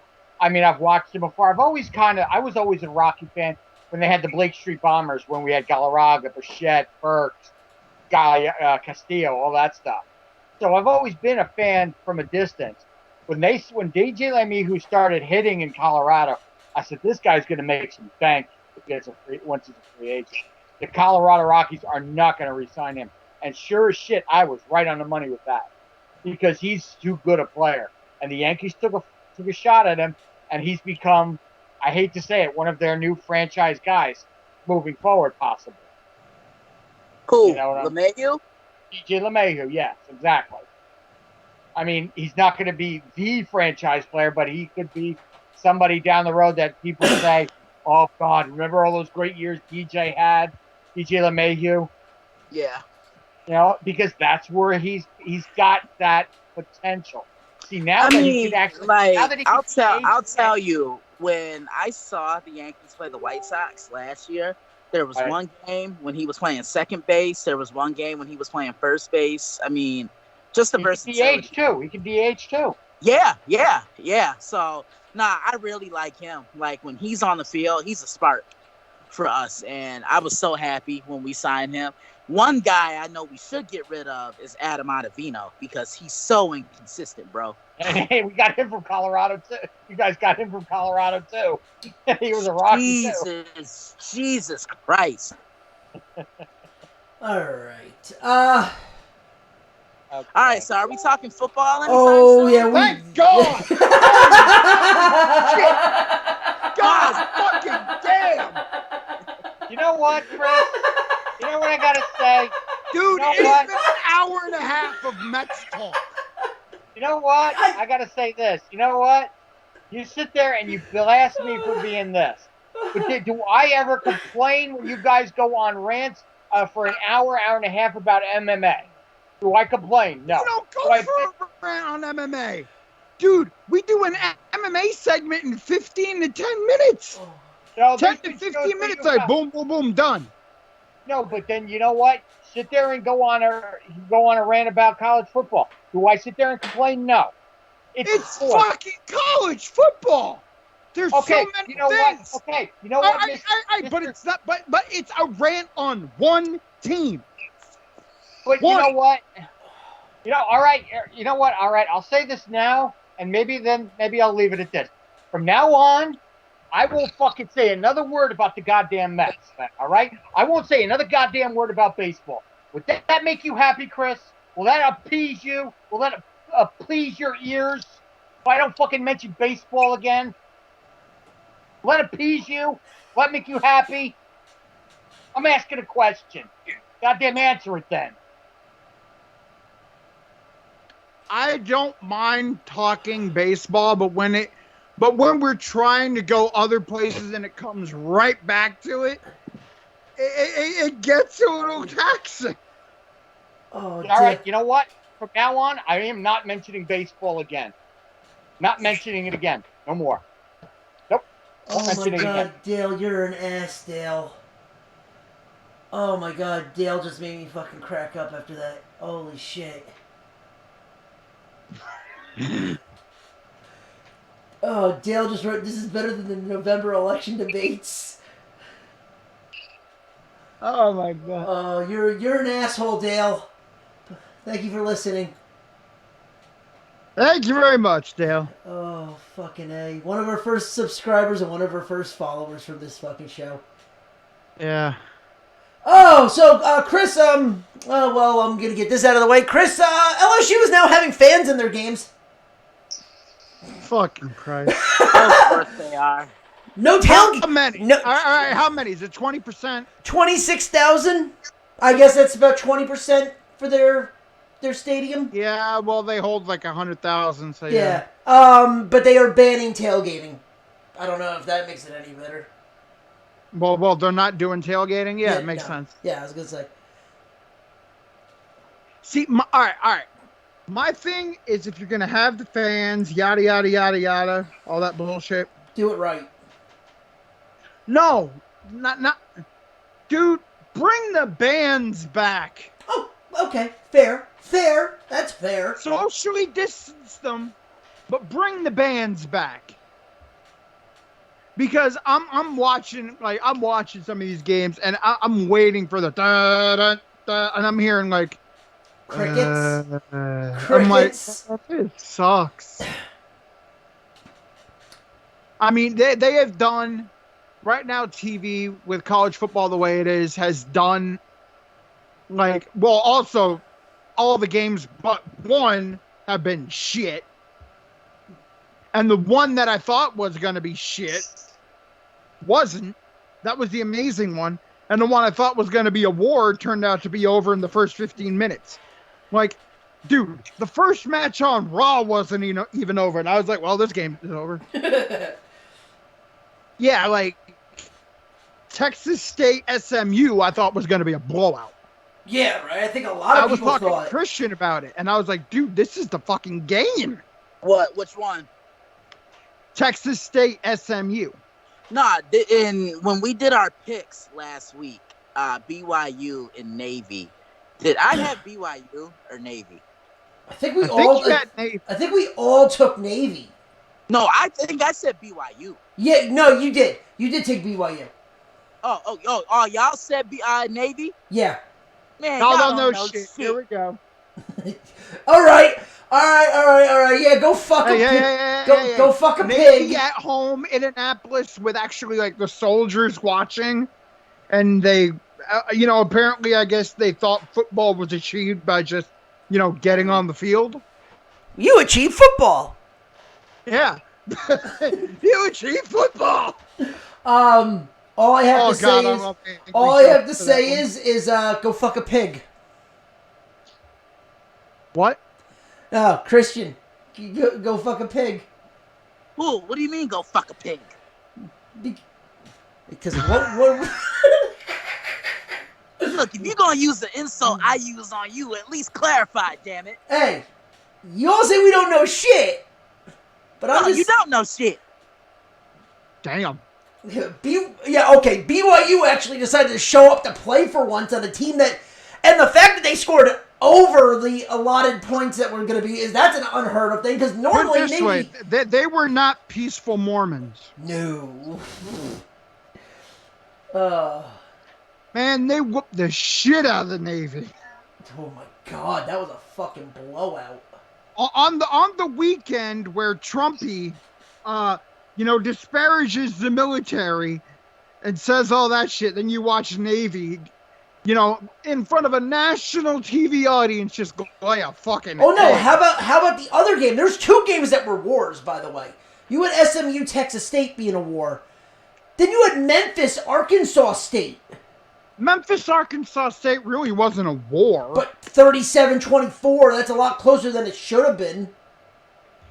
Yeah, it was. Well, Memphis can't pass the ball to save their lives, right? Memphis is a running team. They've always been a running team. Yeah. Even with their new quarterback, they're going to run. Yeah. They even said they were going to run, and Arkansas State plays right into that. Yeah. Because they have a good running defense. Yeah. So it made sense. BYU 55-3. But we're talking about a Texas State team that got murdered by Rutgers. You're not going to let me... They got murdered by Rutgers. I was there. I know. I was at the game. SMU came into Texas State thinking they were just going to beat the shit out of them, and they got taken to the last 2 minutes of the damn game. I did tell you, Texas State has never really been a horrible team. Well, everybody thought Shane Buechele was going to be a lot better than. See, that's the difference. That's the difference. I'm saying Texas State has never really been a terrible team. It's SMU came in. Texas shunned the right quarterback. I'll tell you that. Dale, you're an ass, Dale. He just wrote Rutgers actually won. Holy shit! I might as well run for president. That was last year, though, Dale. That was 2 years ago.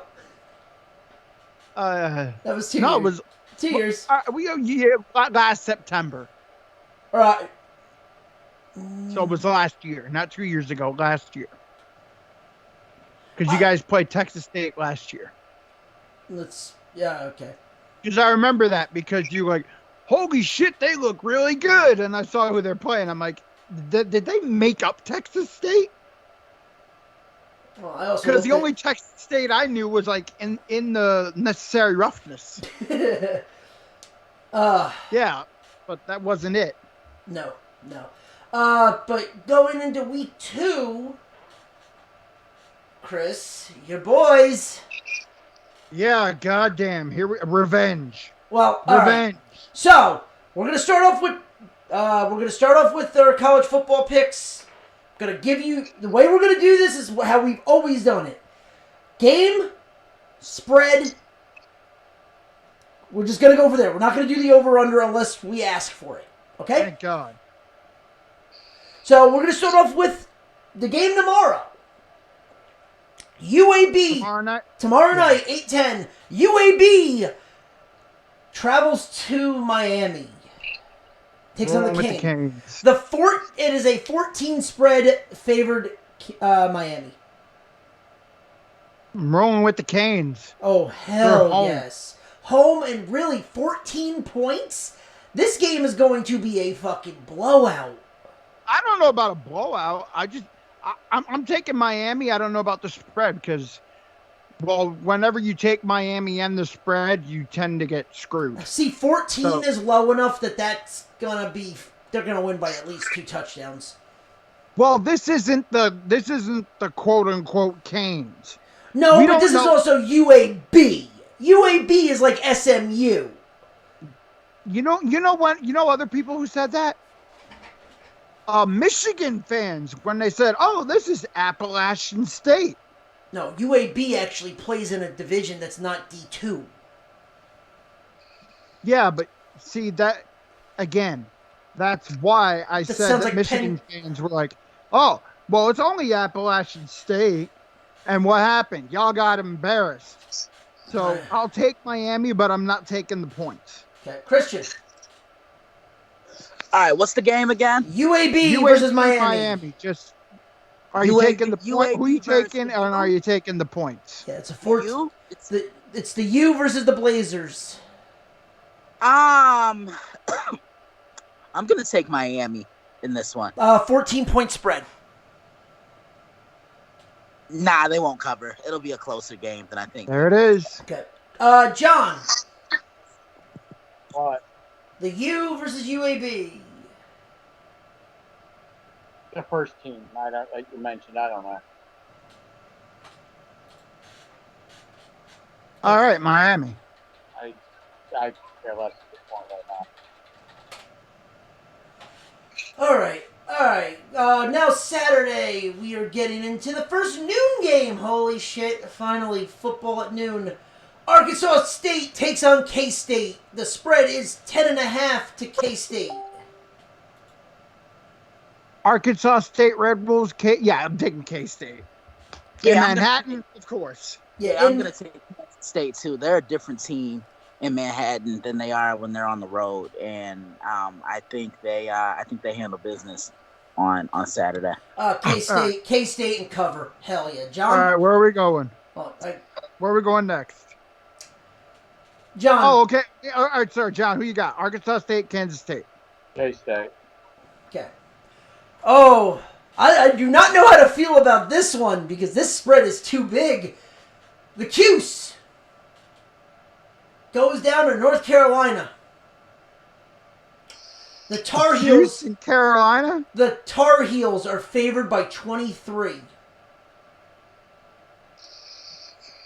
Syracuse still has a sort of competent defense. That's exactly what I'm thinking too. Yes, I think Tar Heels win. Cuse covers. Yeah, I'm going to second that. Well, the Tar Heels still have that quarterback, so they're going to be good there. But Cuse, you're telling me three and a half touchdowns, 3 touchdowns and a field goal. Last I checked, Syracuse has a decent pass rush, and North Carolina had problems on the offensive line. Yes. So unless Mac Brown, could devise a miracle, I don't see North Carolina winning by 22.5. Well, to finish Chris's comment about the quarterback for North Carolina, Sam Howell is his name. He had a great freshman year, and I think he can take that next step. I actually have North Carolina winning their division and meeting Clemson in the ACC championship. Love what. Blow it out your ass. I didn't do anything. You know who else is in the ACC? Like, North Carolina's gonna win and meet Clemson. Oh, blow it out your ass. You're talking about the fighting. Yeah, fuck them. Yeah. I mean, goddamn, I'm gonna be biting my nails this Saturday anyway. You are, but I just really like what Mac Brown has started in Chapel Hill. Those guys played hard for him. I know they lost quite a few guys from that team last year, but Sam Howell threw 38 touchdown passes. He's the anchor of that offense, and that team goes as far as he takes them. And Syracuse, they always show potential every single year under Dino Babers, but always potential. Right, but they show it, but they don't live up to it. They'll tease the top 25 for a couple weeks, and then they'll go back down to Camping World Bowl territory. They'll be like Odell Beckham Jr. Shit in the bed. I like North Carolina in this game. Yeah, well, wait, not Camping World Bowl territory. Sorry, more like what's that other? Oh yeah, the Churibundi Tart Cherry Bowl. Yeah, they'll shit the bed like Odell Beckham Jr. The Bad Boy Mowers Bowl. Yeah. John, Cuse or Carolina? Syracuse. Oh. Okay. I mean, I can see them also winning, but I like the cover. I like the cover more. I like the taking the points.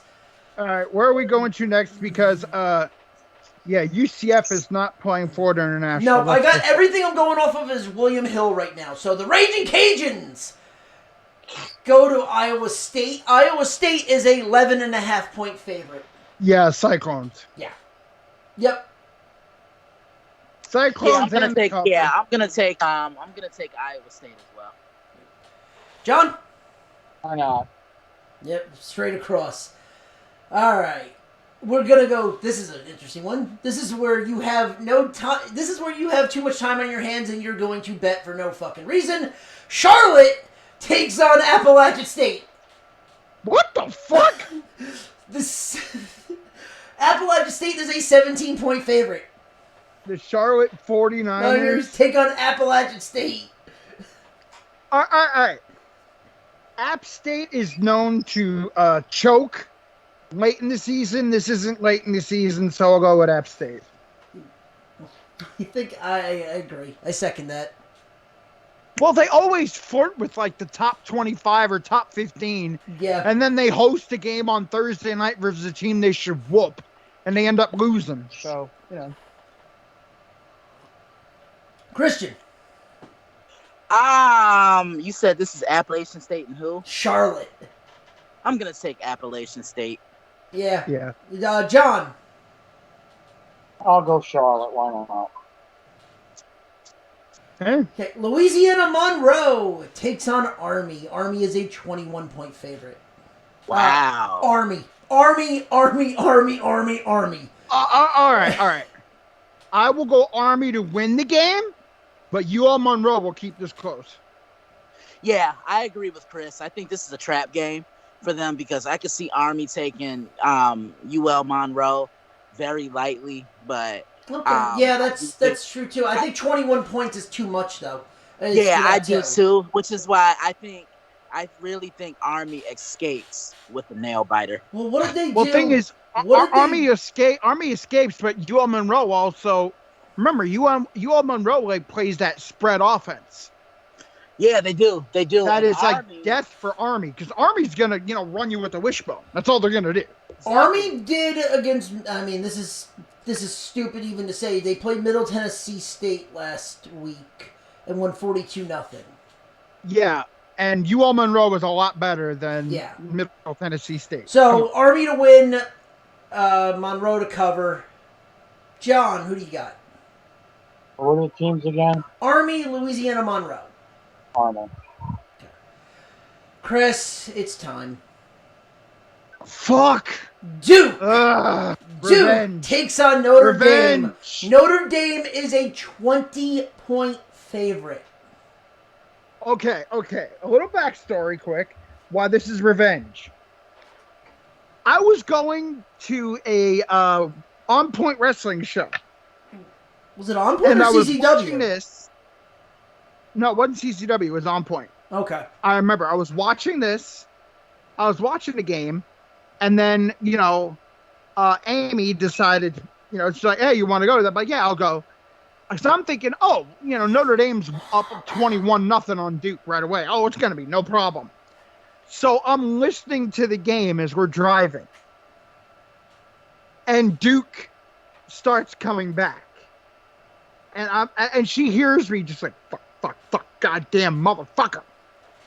And she's like, what's happening? I'm just like,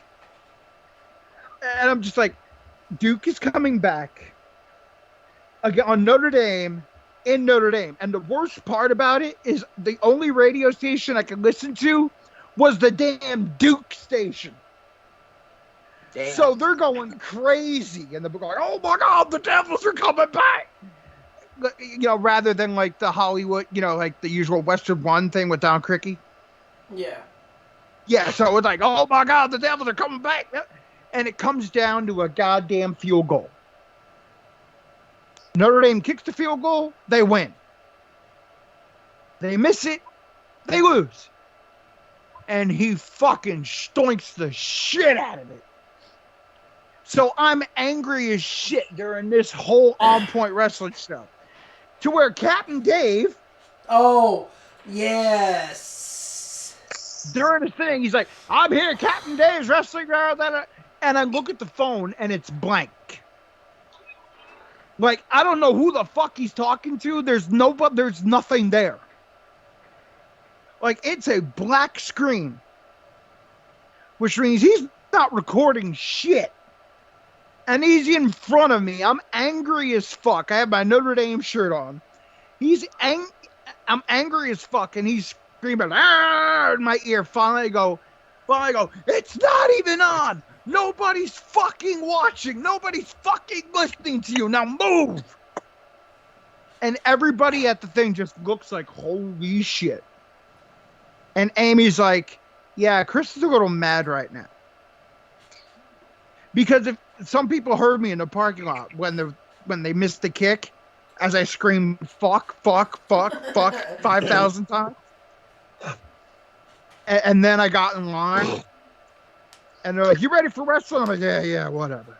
Anyway, Fuck. so Just fuck. Duke, yeah. So Duke comes back to Notre Dame, and of course we're ranked number 10. Revenge. Fucking revenge. God damn it. And they're given 20. Yeah. I'm gonna take Notre Dame to win the game. But they're gonna win by like probably 7. Yeah, I'm not taking the spread on this. I'm betting Notre Dame straight up. This is another trap game. Let's just look at it that way. There's nothing to trap. There's nothing to trap. Notre Dame. This is revenge. This is the opener. This is revenge game. They came in and embarrassed us on, dude. They made touchdown Jesus cry. You know, I know the other day when I was watching College Game Day, and when they were asking about their playoff picks, Lee Corso's pretty high on Notre Dame, and I'm pretty high on them too. I really do think they can pan out, and I do think they can be one of the 4 to make the playoffs. And I'm gonna take Notre Dame in this one, but I think they win by at least a touchdown. So I'm with you, Chris. Yeah. I think they can win by 7. I'm gonna take Notre Dame and shut up, Lou. John? Notre Dame. Yeah, Notre Dame, they don't cover, but Notre Dame wins. Yeah, Lou Holtz needs to shut his fucking mouth. Heed the rock, Lou Holtz. Know your role and shut your mouth. God damn. All right, next. Florida State takes on Georgia Tech. Florida State is a 12.5 point favorite. Well, all right. Florida State, the mystique of Doak Campbell will not be there. Yeah. There is no no's. Nope, none of that. Instead, it's going to be, I'm the Rambo Wreck from Georgia Tech and a hell of an engineer. Tech in an upset. Oh, wait. Whoa. Play the fucking thing. Unless you don't have it. Oh, shit. Hold on. I haven't had that in a while. I was going to say, it's football season, motherfucker. We need a Shomala. I got to turn it down. Where is it? Yeah, I'm the Rambo Wreck from Georgia Tech and a hell of an engineer. To hell with Georgia. Rambo Wreck of Georgia Tech in a...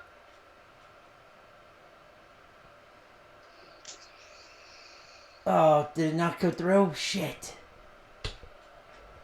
upset. Hopefully that wasn't too loud. No, I don't think it didn't even go through, I don't think. Whatever. Really? Because it was loud as shit on my end. That might have been why. Christian! I'm going to take Florida State in this one. First game under Mike Norvell. I know Florida State's been under some scrutiny the last couple years. They haven't really been the same team since Jimbo Fisher left them. They weren't getting the job done with, I can't even remember their last head coach because he was so damn bad. I can't even remember his name. Willie Taggart. I was going to say Willie. Right. Good old Willie. Willie Taggart. Willie Taggart. Because it seems like whenever he leaves a team, the team does better. You know, he was in Oregon at Eugene. And after he left, Oregon became better under Mario. But that's not fair because Oregon was good under Taggart. They weren't, but come on, man. They were okay at best. They weren't what everybody was expecting them to be. That's the way I'm looking at it. But yeah, I like Florida State in this one. I think Mike Norvell gets his first win as the head coach of the Florida State Seminoles. John? Florida. I think Florida wins, but Tech covers. All right, so you couldn't hear the music at all? No. Can you hear this? No. All right, I see why. Ah. I think. Let me see. La la la la. Where the fuck is it? Cable output. So while he's fixing that, I think that's it's right here. All right. Oh. Oh. Shit. Which one is it? I think it's that one. All right. Cool. All right. Let me try it. No. No. Fuck. Well, figure it out. We'll do it for next week. All right. So Texas State takes on UTSA. Texas State is a 9-point favorite. Why are you picking this fucking game? This is on the list. God damn. There's fucking really degenerate. so you know what? There's only two other games that really. There's three other games that really matter after this one, so it really doesn't matter. I mean, you got like Country Roads whooping the shit out of East Kentucky. Well, just who do you take? It's 9-point favorite. I'm taking Country Roads. Texas State. I'm taking. Oh, I was talking about West Virginia, but yeah. Oh, I don't have West Virginia on here. Oh wait, I got the Hilltoppers. I got Western Kentucky. I don't got. What the fuck? Anyway, forget it. All right, skip. All right, Clemson takes on Wake Forest. Clemson's a 33-point favorite. Clemson and the cover. Christian? Yeah, I'm taking Clemson in this one. Look, I know there's a lot of turnover, as there always is in college football, but one thing remains the same there. Number 16, Trevor Lawrence. And watch out for Amari Rodgers in this game. He's going to step up. Justin Ross is out for the year with that knee injury. They lost T. Higgins to the NFL, to the Cincinnati They still have Bengals. Travis Etienne. And they still have Travis Etienne. I think he's going to be the X factor for them. I'm really high on this Clemson team. I actually think they end up winning the whole thing this year. But Clemson will win this one, and I actually previewed this game on the website on Saturday. Okay. John? Clemson. Yeah, that's a sweep. The Hilltoppers travel to Louisville to take on the Cardinals. Cardinals are an 11.5-point favorite.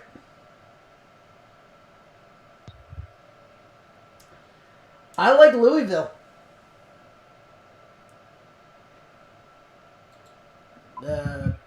Chris, you there?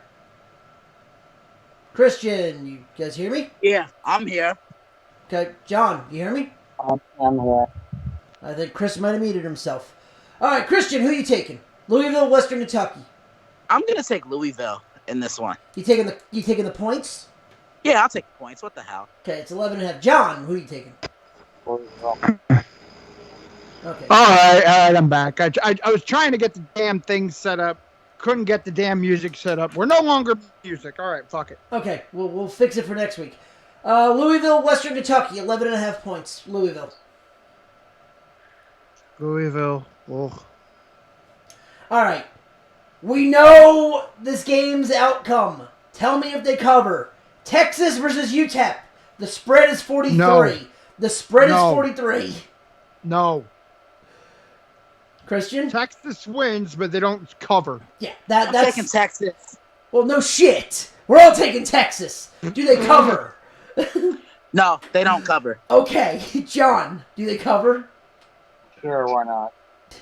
I don't think they Yeah. Yeah, I don't think they cover. I don't think they cover. The last one is a somewhat of a rivalry game already kicking off. The Jayhawks host Coastal Carolina. This is the last 3 years. This has been a game that's been decided within, I want to say, 3 to 7 points each game. The Jayhawks are -7, but you're getting even money behind this. Yeah, Les Miles has revenge on his mind because Coastal Carolina beat him last time. Yep. I think the Jayhawks win, but I don't know by 7. Yeah, I agree with you on that one. They're going into Kansas. I like Coastal Carolina getting the 7. All right, you're missing a couple games here. There's nothing on here for spread-wise. Why? What do you have? Because some of the games might have gotten... All right. Some of the games Missouri might have gotten State- postponed. Missouri State travels to Norman to take on the Oklahoma Sooners. Oklahoma is a 42.5-point favorite. That's probably why. Hold on. Before, Christian, Who are you taking, Kansas or Coastal Carolina? Kansas. Do they cover? I'll say yes. Okay. I'll be different. John? Kansas. Okay. I'm the only one taking Coastal. All right. That means Kansas is going to win by 7. All right. Go ahead, John. Oh, not John. Sorry. Chris. Yeah, I got Oklahoma, 42.5-point favorite over Missouri State. Yeah, I'm gonna take that. They're not covering. This is Oklahoma. They're covering. No, they'll pull the reins up. I think they'll pull the reins up. Not on Spencer Rattler in his first game. They ain't pulling the reins. Okay. Christian, who you do they cover? Yeah, they cover. I can't wait to see Spencer Rattler play. It's just, if anybody has had the luxury of quality quarterback play, it's been Lincoln Riley. Yeah. First, he has Baker Mayfield. What does Baker do that year? Heisman. Wins the Heisman. He goes on to become the number 1 overall pick in the draft. Year after, he has Kyler Murray. What does he do? Heisman. Wins the Heisman. Number one overall pick in the draft. Last year, he has Jalen Hurts. And look, Jalen wasn't as sharp as those guys, but you saw what he's capable of doing. And now he's an NFL. Go on, Jalen. Go on. Hold on. Here's the other thing. What did Jalen do? Took Alabama. Yeah. Took Alabama to a national title game. And didn't he also win the Heisman? No, he didn't. He was a finalist, right? He was a finalist, yeah. Close enough. Yeah. And now he's in Philly. Yeah, and now, you have Spencer Rattler, and I've seen a couple people call him potentially the college football version of Patrick Mahomes. So I just can't wait to see what he does. Their offense is going to push the football down the field. It's their defense that I'm concerned about. That, to me, is what's keeping them from being a perennial title contender, because we know they're going to score. It's almost like their offense is their defense in a way. They got to maintain long possessions. They have to stay on the field. They got to control the clock. Most importantly, take care of the football.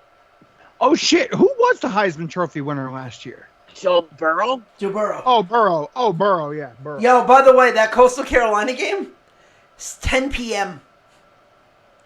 Yeah. All right, and we get the last game at 7:00 p.m.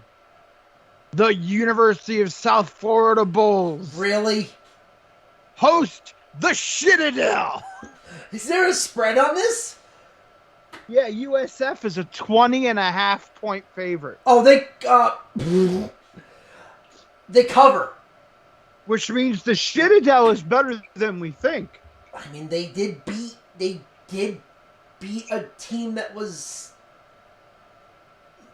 Who'd they beat last year? So could we see the rise of the Citadel? I mean, are they Odell Beckham Jr. fans? Well, I'll tell you one thing. If the Citadel actually did, Paul McGuire be smiling down from heaven. Yeah. I don't know if he's dead, but I think he is, because he was like an analyst back in the 80s. Yeah, right. Yeah, so... I don't think we see an upset. I think the Citadel does not win. I think the Bulls cover and win. I think USF wins, but they don't cover. Okay, Christian. Yeah, I'm taking who Chris just said. He was going in and out. Yeah, I'm not taking the Citadel. Oh, shit, I'm going in and out. No. For him, you're fine. You're fine. Yeah, I heard what you said. I heard you. So, I'm looking at the schedules right here as well. Hold on, I just saw it too. Yeah. So, I'm not taking the Citadel. John, who you taking? Whatever team you guys are taking, I don't know. All right. That's it for the college. It's time for the pros. Oh, dun dun dun dun. Dun dun dun. All right, Chris. We're doing the same thing. I'm not doing the over-unders, but I need 3 games to lock in. All right. Well, you lock in the Chiefs with the spread of 9 over the Texans because I'm sorry, the Texans. Bill O'Brien is the worst GM ever. I mean, he traded DeAndre Hopkins for basically a bag of footballs. I said a thing of condoms. Yeah, you know, a dirty condom at that. Are we? Fucking Jesus All right. So Christ. let me just open this up. Tomorrow night, the banner gets raised. Patty Mahomes got paid, and so did Deshaun Watson. Chiefs take on the Texans. 9-point favorite are the Chiefs. Lock in the Chiefs. Yep. Chiefs.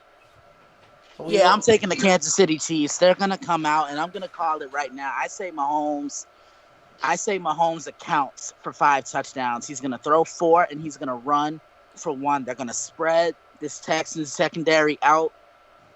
You have to worry about one guy. You leave someone else open. So if you put a lot of emphasis on doubling Tyreek Hill, The Legion bam. of Zoom. You still got to worry about Travis Kelce. You want to double Travis Kelce? Then bam. You got to worry about Mecole Hardman. They're going to run Clyde Edwards-Helaire. But I want to see how this defense comes out. That's the question mark right now. And Kansas City's defense was great on their run last year, but can they pick up where they left off? Most importantly, they signed Chris Jones to a long-term deal. Chris Jones, to me, is the second most important player behind Patrick Mahomes on the Kansas City Chiefs. I like Kansas City by a score of 41-24. God damn. All right. Also, Christian may owe me $20 come by Saturday. Why? My bold prediction.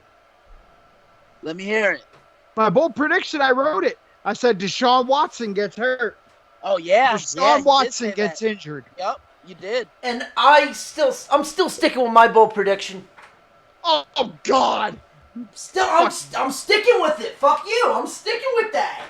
What was yours again? Chicago wins the division. Dude, people out here aren't even hyped on the Bears. So why are you?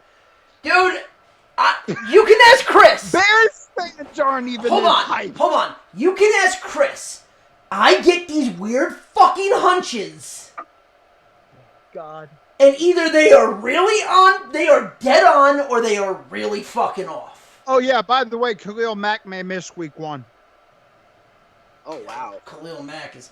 Well, I mean, they are playing Detroit. They are playing Detroit, though. That's like me. That's like right now I have to walk back my. I'm not walking it Broncos. back. I'm not walking it back. No, I'm walking back my Broncos pick for the playoffs. Speaking, you know what? I'm going to tell you guys this because you guys are family, pretty much. So, you know, I like to mix business and pettiness. I was about to say, what pleasure were you going to mix into this? No, Petty- I caught myself, damn it. God damn. So, my game preview for the Texans and Chiefs tomorrow was going to actually be called Chicago Fail. You have Chicago PD, you have Chicago Fire, and you have Chicago Med.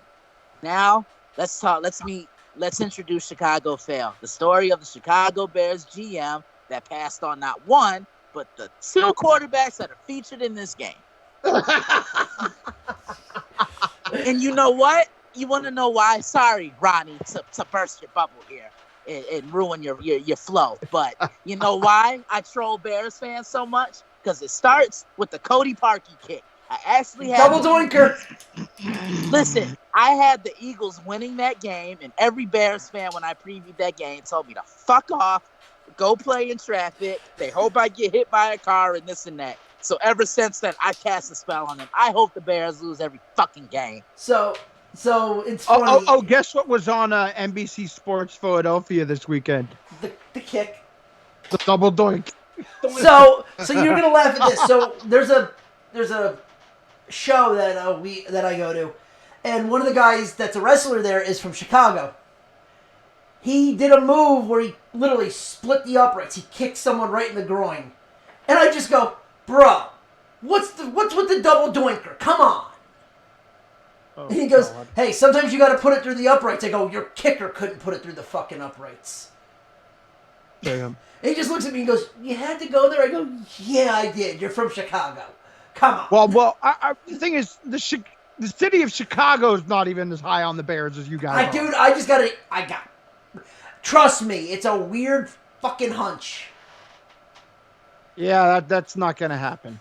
But, alright, so, before we go on, I had that bold prediction, but I also had 3 other bets that went on this year.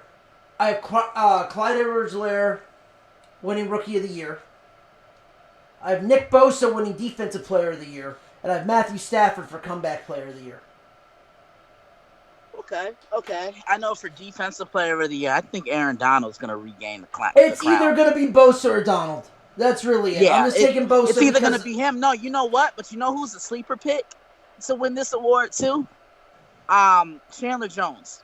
Yeah. I can see him because he's really been elevating his play. Him and Bobby Wagner. Somebody from the NFC West is winning this award this year. Okay, I can see that. And next. All right, so next. We're going to a guy who likes to get shit on. Because, the team's also bad. The Browns take on the Ravens. Jesus Christ. The Ravens are a 7.5-point favorite. Man, I'm sorry. I can't be the only time I was ever an OBJ fan was when I was a Giants fan, and then after that, that died. What the fuck are you doing, Odell? I'm fading new quarterbacks or new coaches. Cleveland's got a new coach. I mean, Odell now wearing brown, so it works. He's the Cleveland Shiza. Yeah, he's the Cleveland Steamer. He's the Cleveland Steamer. The Cleveland Shiza. Apparently though, Cleveland. Sorry, you're losing this game. Baltimore and the cover.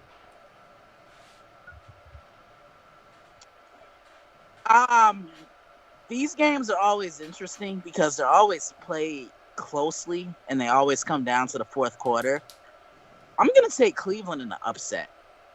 I'm thinking, I could see Cleveland attacking where Earl Thomas would have played because Earl was really the glue to that entire secondary. I think they're gonna run Nick Chubb. I think Baker's gonna have a good game. I'm gonna take Cleveland in this one. So the Browns gonna explode? I don't know about explode necessarily, but they're gonna win a close game. They're gonna squeak. They're gonna squeak one out. No pun intended. The Browns are gonna be explosive. John, save us. Who are you taking? Ravens. Okay. Sorry, no more shit jokes. Oh, dude, the fact that there's a game that Blitz the League has a team called the Cleveland Steamers is enough you have to say right there. Oh, man. All right, so Chicago Bears taking the Detroit Lions. This spread was originally at 1 for the Lions. Now it is at 3 for the Lions. Yep. All right, so Mitchell Trubisky is starting for the Bears. That's all I need to say, Detroit. Yeah, this game can go either way. I think the Bears are going to, ride on their defense once again. But offensively, Khalil Mack may not even play. Right. And, I look at the Lions. I just think they're a little bit more well-rounded offensively, and I think the Lions get the win on Sunday. Let me see. Mitchell Trubisky is going to give Jeff Okudah the greatest debut ever. Jeff Okudah probably picks off 2 passes at least. I may run back. I'll be bold, and I'll say he returns one for a pick 6. Mitch Trubisky's in the giving mood. Mitchell Trubisky. John, who are you taking? Bears. I think, man, he's got, man. I just want, man. I'd love to have that faith in Mitchell Trubisky. But here's the thing: it's not going to be Mitch that wins the game for them. It's going to be him handing that fucking ball off and them running the ball. Yeah, well, behind what? Dude, Coach Whitehair? Dude, all those fucking tight ends are going to do something. Yeah, they're on the end. it doesn't matter if, because like, wait a minute, the Lions have a good line, and all the Well- Bears have on the offensive line is Cody fucking Whitehair. Well, here's the thing. I still like Detroit to win this game. I'm just debating on if I'm taking the 3. Which I think it's going to be a 3-point game. I think it's going to be a push, but I have Detroit win it. See, the one thing the Lions have an advantage with, if they have fans in the crowd, which they probably will. See, that's the thing. That's the other thing, too. If that's an empty stadium, I think this game's a lot closer than they're putting off. But the thing is, if they even pump in crowd noise, it's in a dome, so it's going to be louder. Yeah. It's Detroit is Vegas is pushing more towards the +3 at -120 and -3 at +100. So you're getting even money to take Detroit.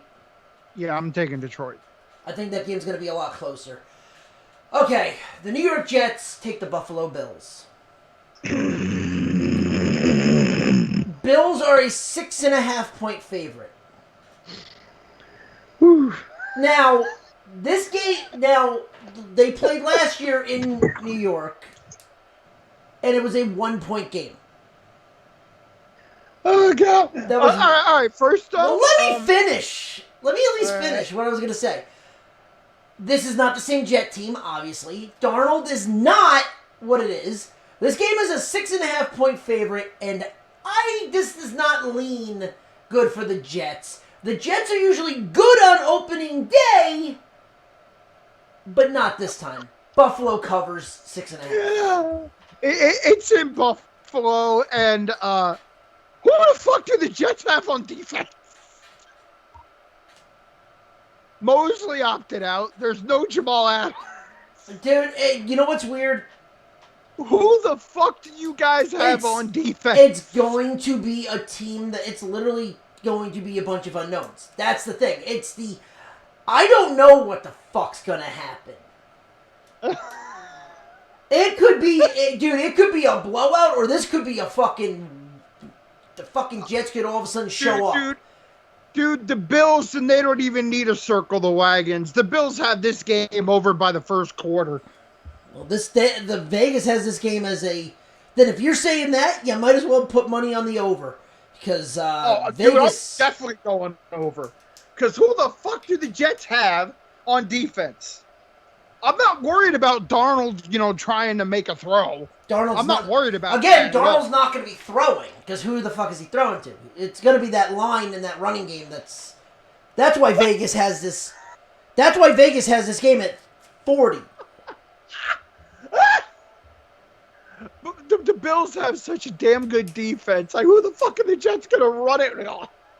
Dude, that line got better. That line really did get better.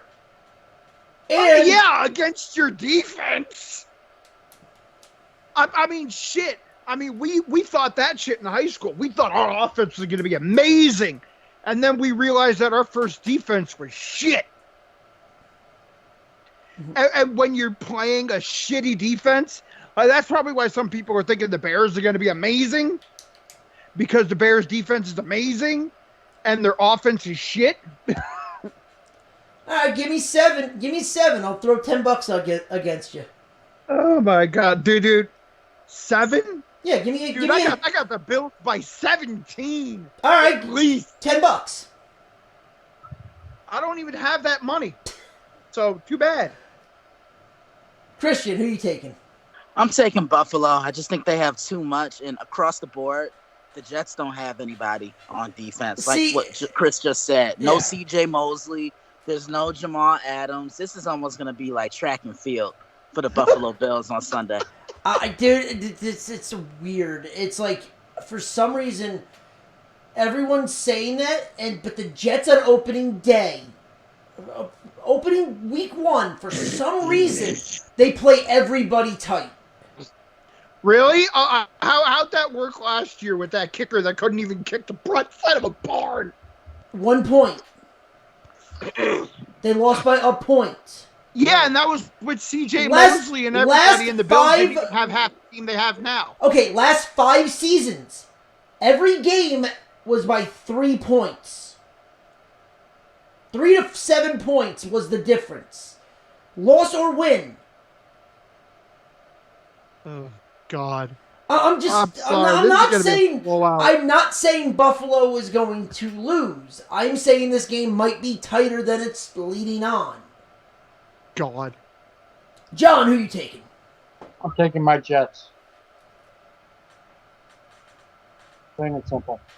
Hey, he's a fan.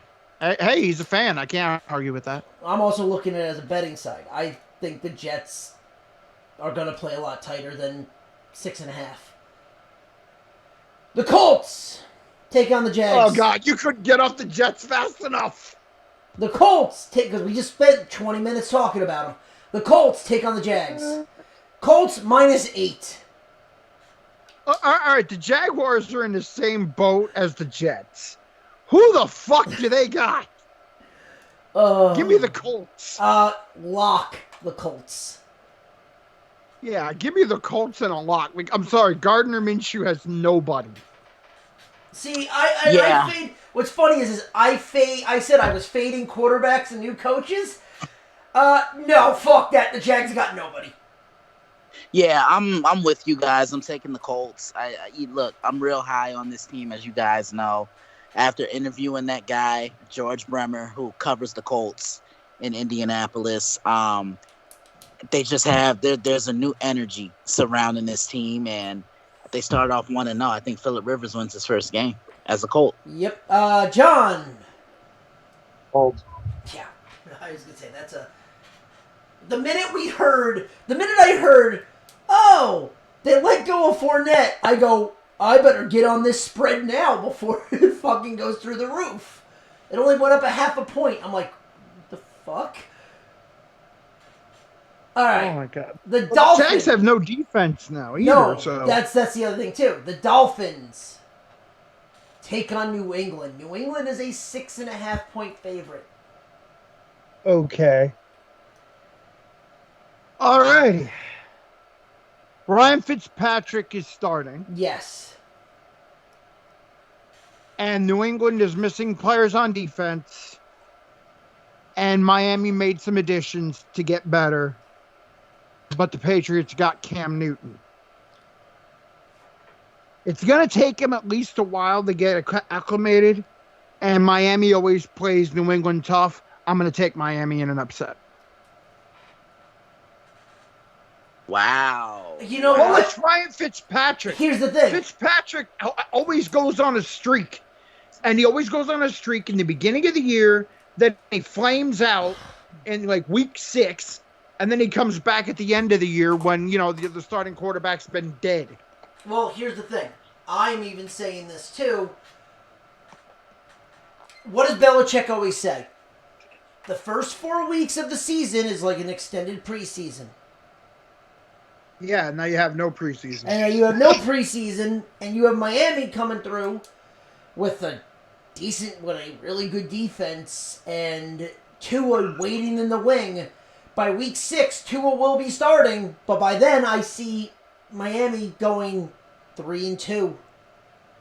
Yeah, Fitzmagic, man. And then Fitzmagic flames out, goes 3-3. By week 7, Tua's starting. Give me Miami.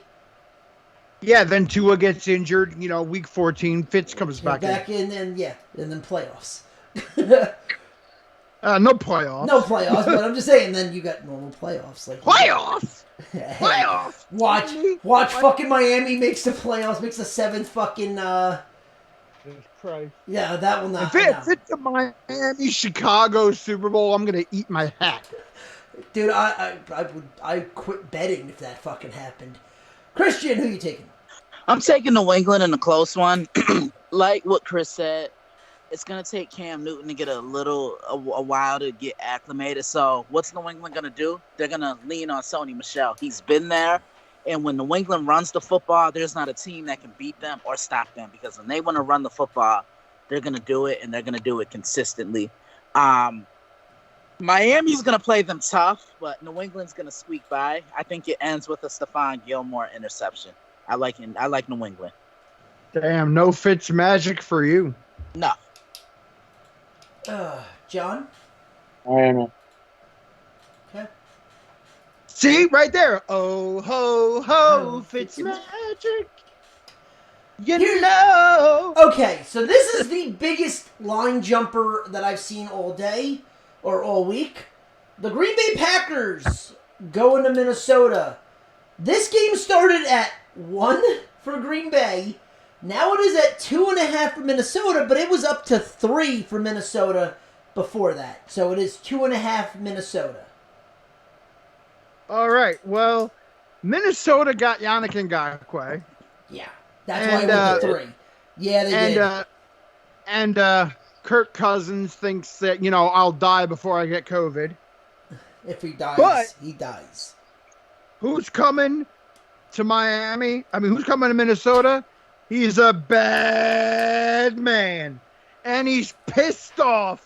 And he's going to take that picture of Jordan Love on his mirror, crush it, then go into his binder, put another one up, crush that one, and then he's going to win this game, and then he's going to go back to his mirror, put a picture of Jordan Love up to piss him off even more. Give me the Packers.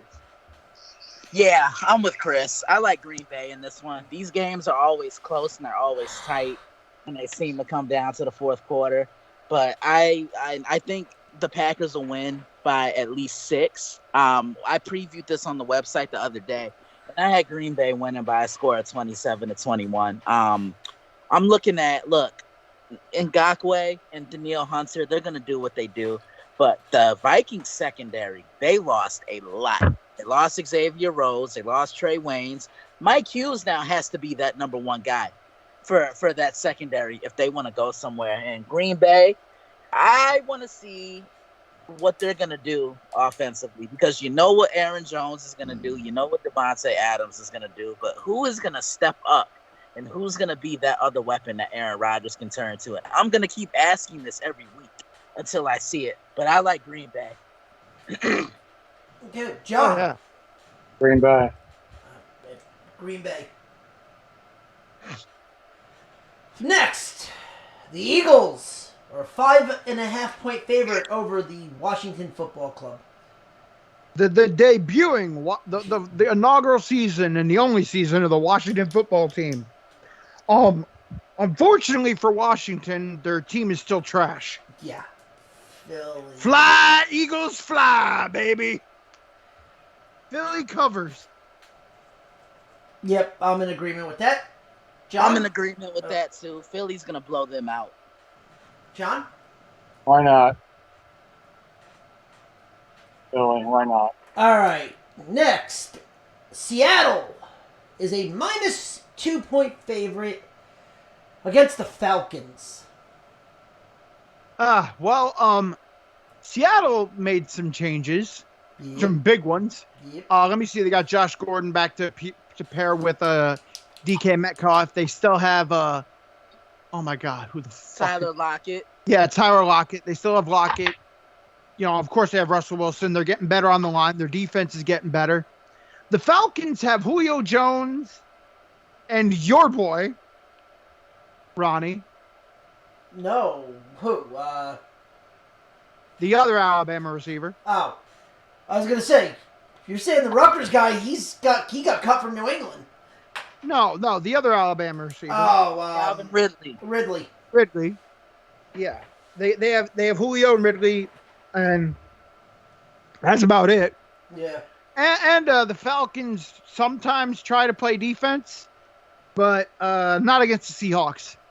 Seahawks go down to Georgia to AT&T or whatever the fuck it is, Mercedes-Benz. No, isn't it AT&T? No, not AT&T No, it's Stadium. Mercedes-Benz. Mercedes-Benz Stadium. Yeah, the Mercedes-Benz Georgia Dome, whatever the fuck it's called. And they beat the Falcons. Because, Seahawks. Seahawks.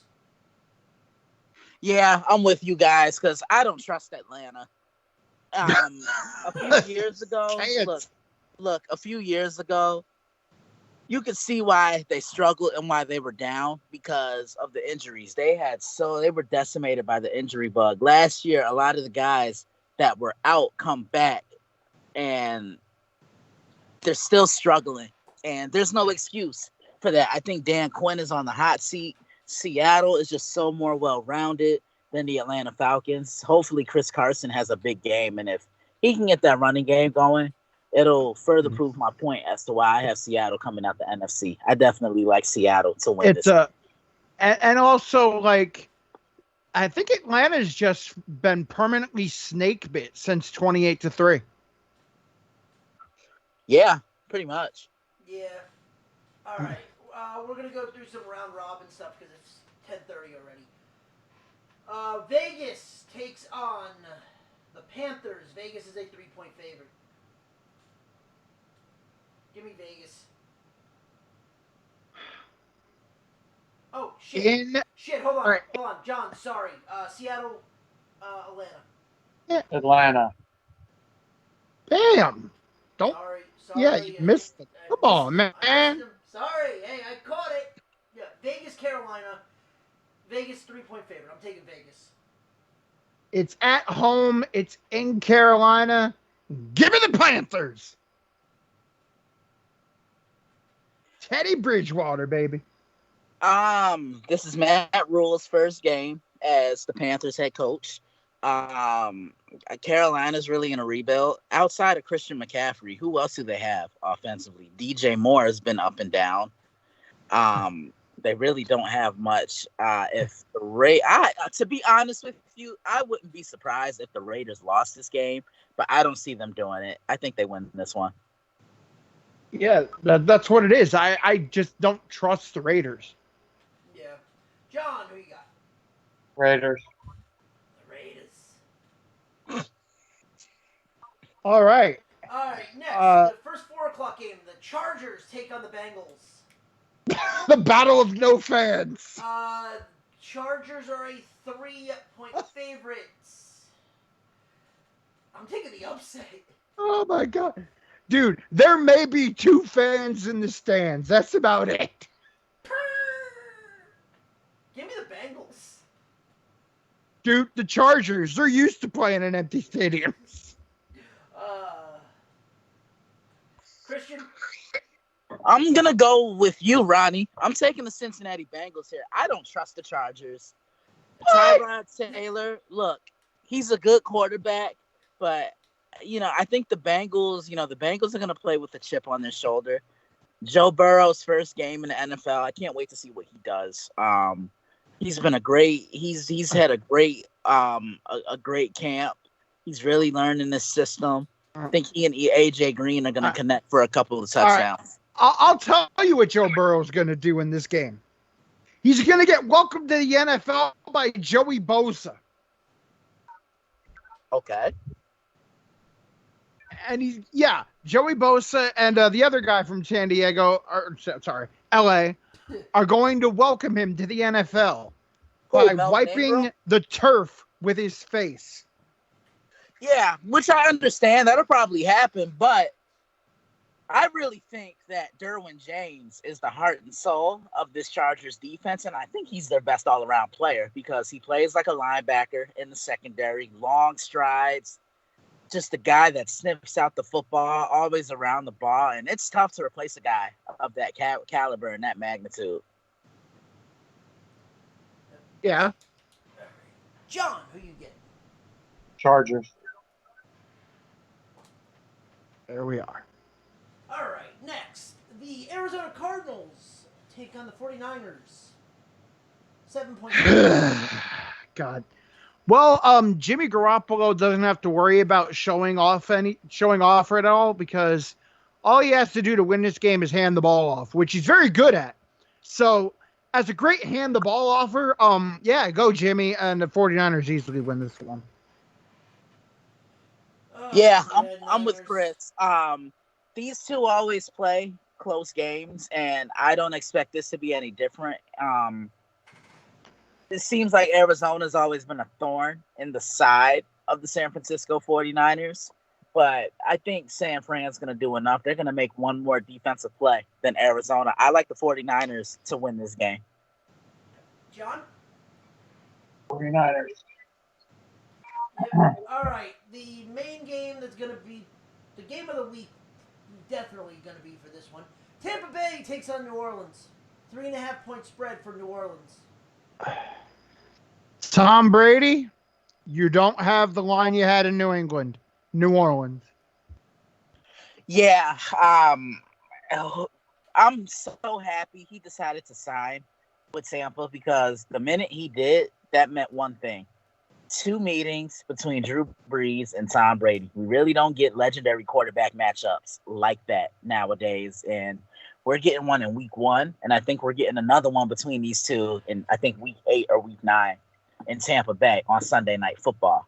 The Saints, they're going to come in with a chip on their shoulder because they know how their season ended. And they know when you bottle up Kamara and you bottle up Thomas, you need another weapon to turn to. This is why they went and got Emmanuel Sanders, and I think he's going to pay dividends for the New Orleans Saints because that's another weapon who brings championship caliber and championship pedigree. Tampa's they've had a nice offseason. They won the GOAT sweepstakes. They added Gronkowski, but Brady's debut in Tampa Bay is going to be spoiled. I definitely like the Saints in this one. I like the Saints to win.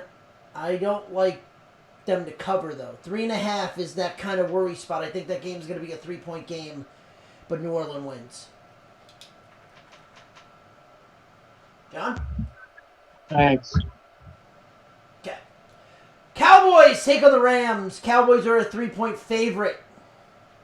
God fucking Christ. Give me the fucking Rams.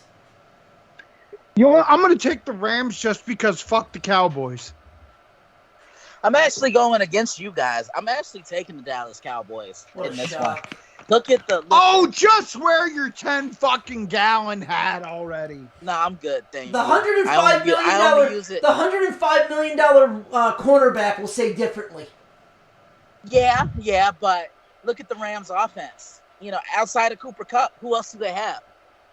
They have a running back, and you'll see. Oh, whatever. John. Rams. Yeah, LA. That's it. By the way, also, too, that's your Sunday night game. All right, come on, get there Monday night. Giants take on Steelers. Oh. Pittsburgh's a 6-point favorite. Is it in Pittsburgh? No, it's in Jersey. Oh, man, that's even worse for the Giants. Give me the Steelers. Yeah, give me Pitt. Yeah, I'm taking the Steelers. Can't wait to see how Ben looks after literally having a year off to get that arm right. John? Steelers. And finally, the Titans take on the Broncos. Tennessee is now a 2.5-point favorite. Nova Miller equals touchdown Titans. Give me the Titans. Yeah, I'm with Chris. Such a tough loss for one of the NFL's biggest stars and the biggest names, and the league is better when Von Miller is playing. I really wish him a recovery, but I'm taking the Titans in this one. What a freak fucking accident that was, too. Yeah, so instead of the Broncos in the playoffs, I got to put the Patriots in. Okay. They still lose. Psst. All right, John, who are you taking? Broncos. All right. That is our picks for the NFL Week 1. Our locks. I'm making Seattle the final lock, by the way. So we're gonna do Kansas City, Colts, and Seattle. Right. Boom. Those are our that sounds good with me. Those are the 3 locks. $20 bet could be $88. There we go. Yeah, I'll take it. All right. Yeah. So there is a fight card. Okay. I'll run through it quick. Okay. Here are the results from last week. Hunter Azur beat Cole Smith by decision. Vivian Araujo beat Montana De La Rosa in a decision. By decision, wasn't even close. She just murdered her constantly. She just didn't finish her. Brian Kelleher beat Ray Rodriguez by submission, round 1. Andre Muniz beat Bartosz Wabinski by submission. Michel Pereira beat Zilem Emedeev by submission round 3 with 4:39, basically like 19 seconds left to go in the fight. If you watch this fight, Pereira is so entertaining. He basically is like, he fights almost like a capoeira style. Yeah. But he hits like a fucking truck. And he knows what he's fucking doing. Dude, and Emedeev is like a really damn good boxer. Oh my God. Yeah. Pereira had Emedeev like completely off balance the whole fight. Hey, hold on. Sorry, Chris. Hey, John. What? Go look up the Braves game. I'm not talking baseball anymore. Oh, no. I'm telling you to please go look up the Braves game real quick. You got to see the score. I don't care. Really? Because the score right now is 25-8. What? I don't care. The Braves are up 25-8. Wow. God dang. And it's the top of the 7th. Fuck the Marlins. Damn right. God I mean, damn. like, watch the Braves get COVID tomorrow, but yeah. Like, I'm looking at this and I'm just like, am I up? I literally had to check to make sure I was not on basketball. Yeah, the Marlins are like fighting like in Mortal Kombat, where you fight somebody and they have a poison thing going on, where even if you beat the shit out of them, you still, end up getting fucked. All right, so Michel Pereira, like, he dominated Emedeev. It was crazy. OSP knocked out Alonzo Manafield, and Alistair Overeem knocked out Augusto Sakai because Sakai couldn't go 5 rounds because he's too fat. Yep. Yeah, you're not wrong there. Yeah, dude, he was jiggling. It was terrible. All right, so we move to this weekend, Waterson versus Hill. Yes, this main event got added because of who pulled out. Waterson's original opponent pulled out. Right. I forgot who it was. Yeah, so do I. Yeah. All right, so we start off in the flyweight division with Sabina Mazo versus Justine Kish. I think this is they're trying to get Sabina Mazo an easy win, so I'm going to go Mazo. Yeah, I'm in agreement with that. And Christian will also take Mazo. And so will John. All right. John's going to slap you on, huh? Yes. All right, then we got Brian Barberina taking on Anthony Ivy. I'm gonna take Anthony Ivy because Brian Barberina, he has a great name. He always tends to lose though. Yeah, I'm taking Ivy. And Christian also will take Ivy. And so will John. Slappy too. All right. Brock Weaver versus Frank Camacho. I'm taking Weaver. I'm taking Camacho. Oh, Christian, who you got? I'm letting you pick, Chris. I'm depending on you. All right, Christian's taking Weaver. Have John take Slappy too, so Weaver. Okay. Alexander Romanov versus Rock Martinez. Oh, God, I'm going Romanov. Romanov. That's straight, just Romanov across the board. Yeah, Romanov across the board. Bobby Green takes on Alan Patrick. Bobby Green. I'm going to take Alan Patrick. Okay. And Christian will also take Alan It's Patrick. It's a split. Oh, okay. Matt the Steamroller Fervola versus Roosevelt Roberts. I'm taking Roosevelt Roberts. Roberts. Straight across the board. Oh, okay. I thought you might want to give Danzo a chance to, pick the New Jersey guy. John, you want to take the Jersey guy? No. That was the end of that one. All right. Julia Avila takes on Shajara Eubanks. Bless you. Sorry, Sarge. Eubanks. Sorry, Sarge. I'm going Avila. Give me Eubanks. Can she even make weight? Well, it's still gonna happen either way, even if she doesn't make weight. I like Avila, and I think Christian, you're gonna go with Sijara Eubanks or Julia Avila?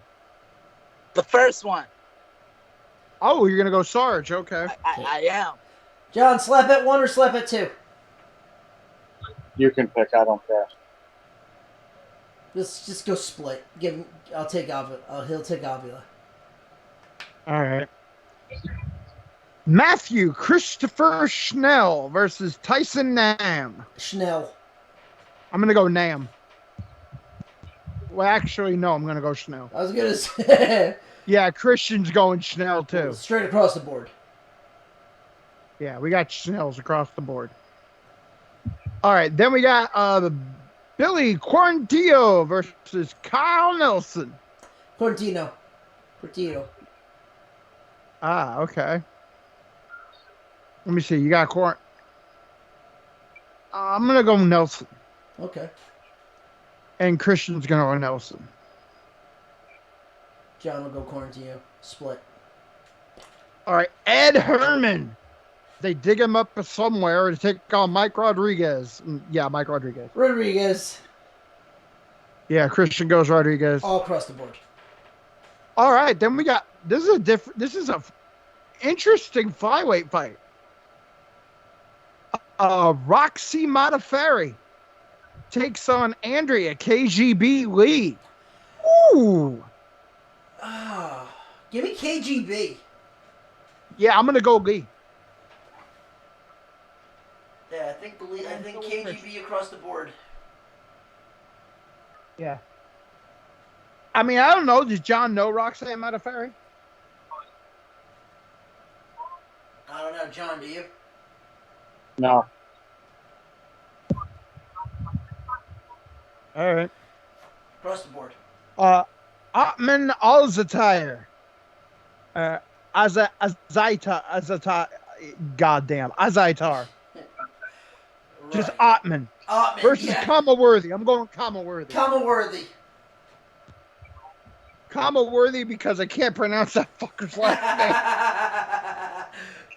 name. It looked like Atman Altair, but it's Azaitar or some shit. No. Just, yeah. Avatar sucked, and Atman Avatar is gonna suck.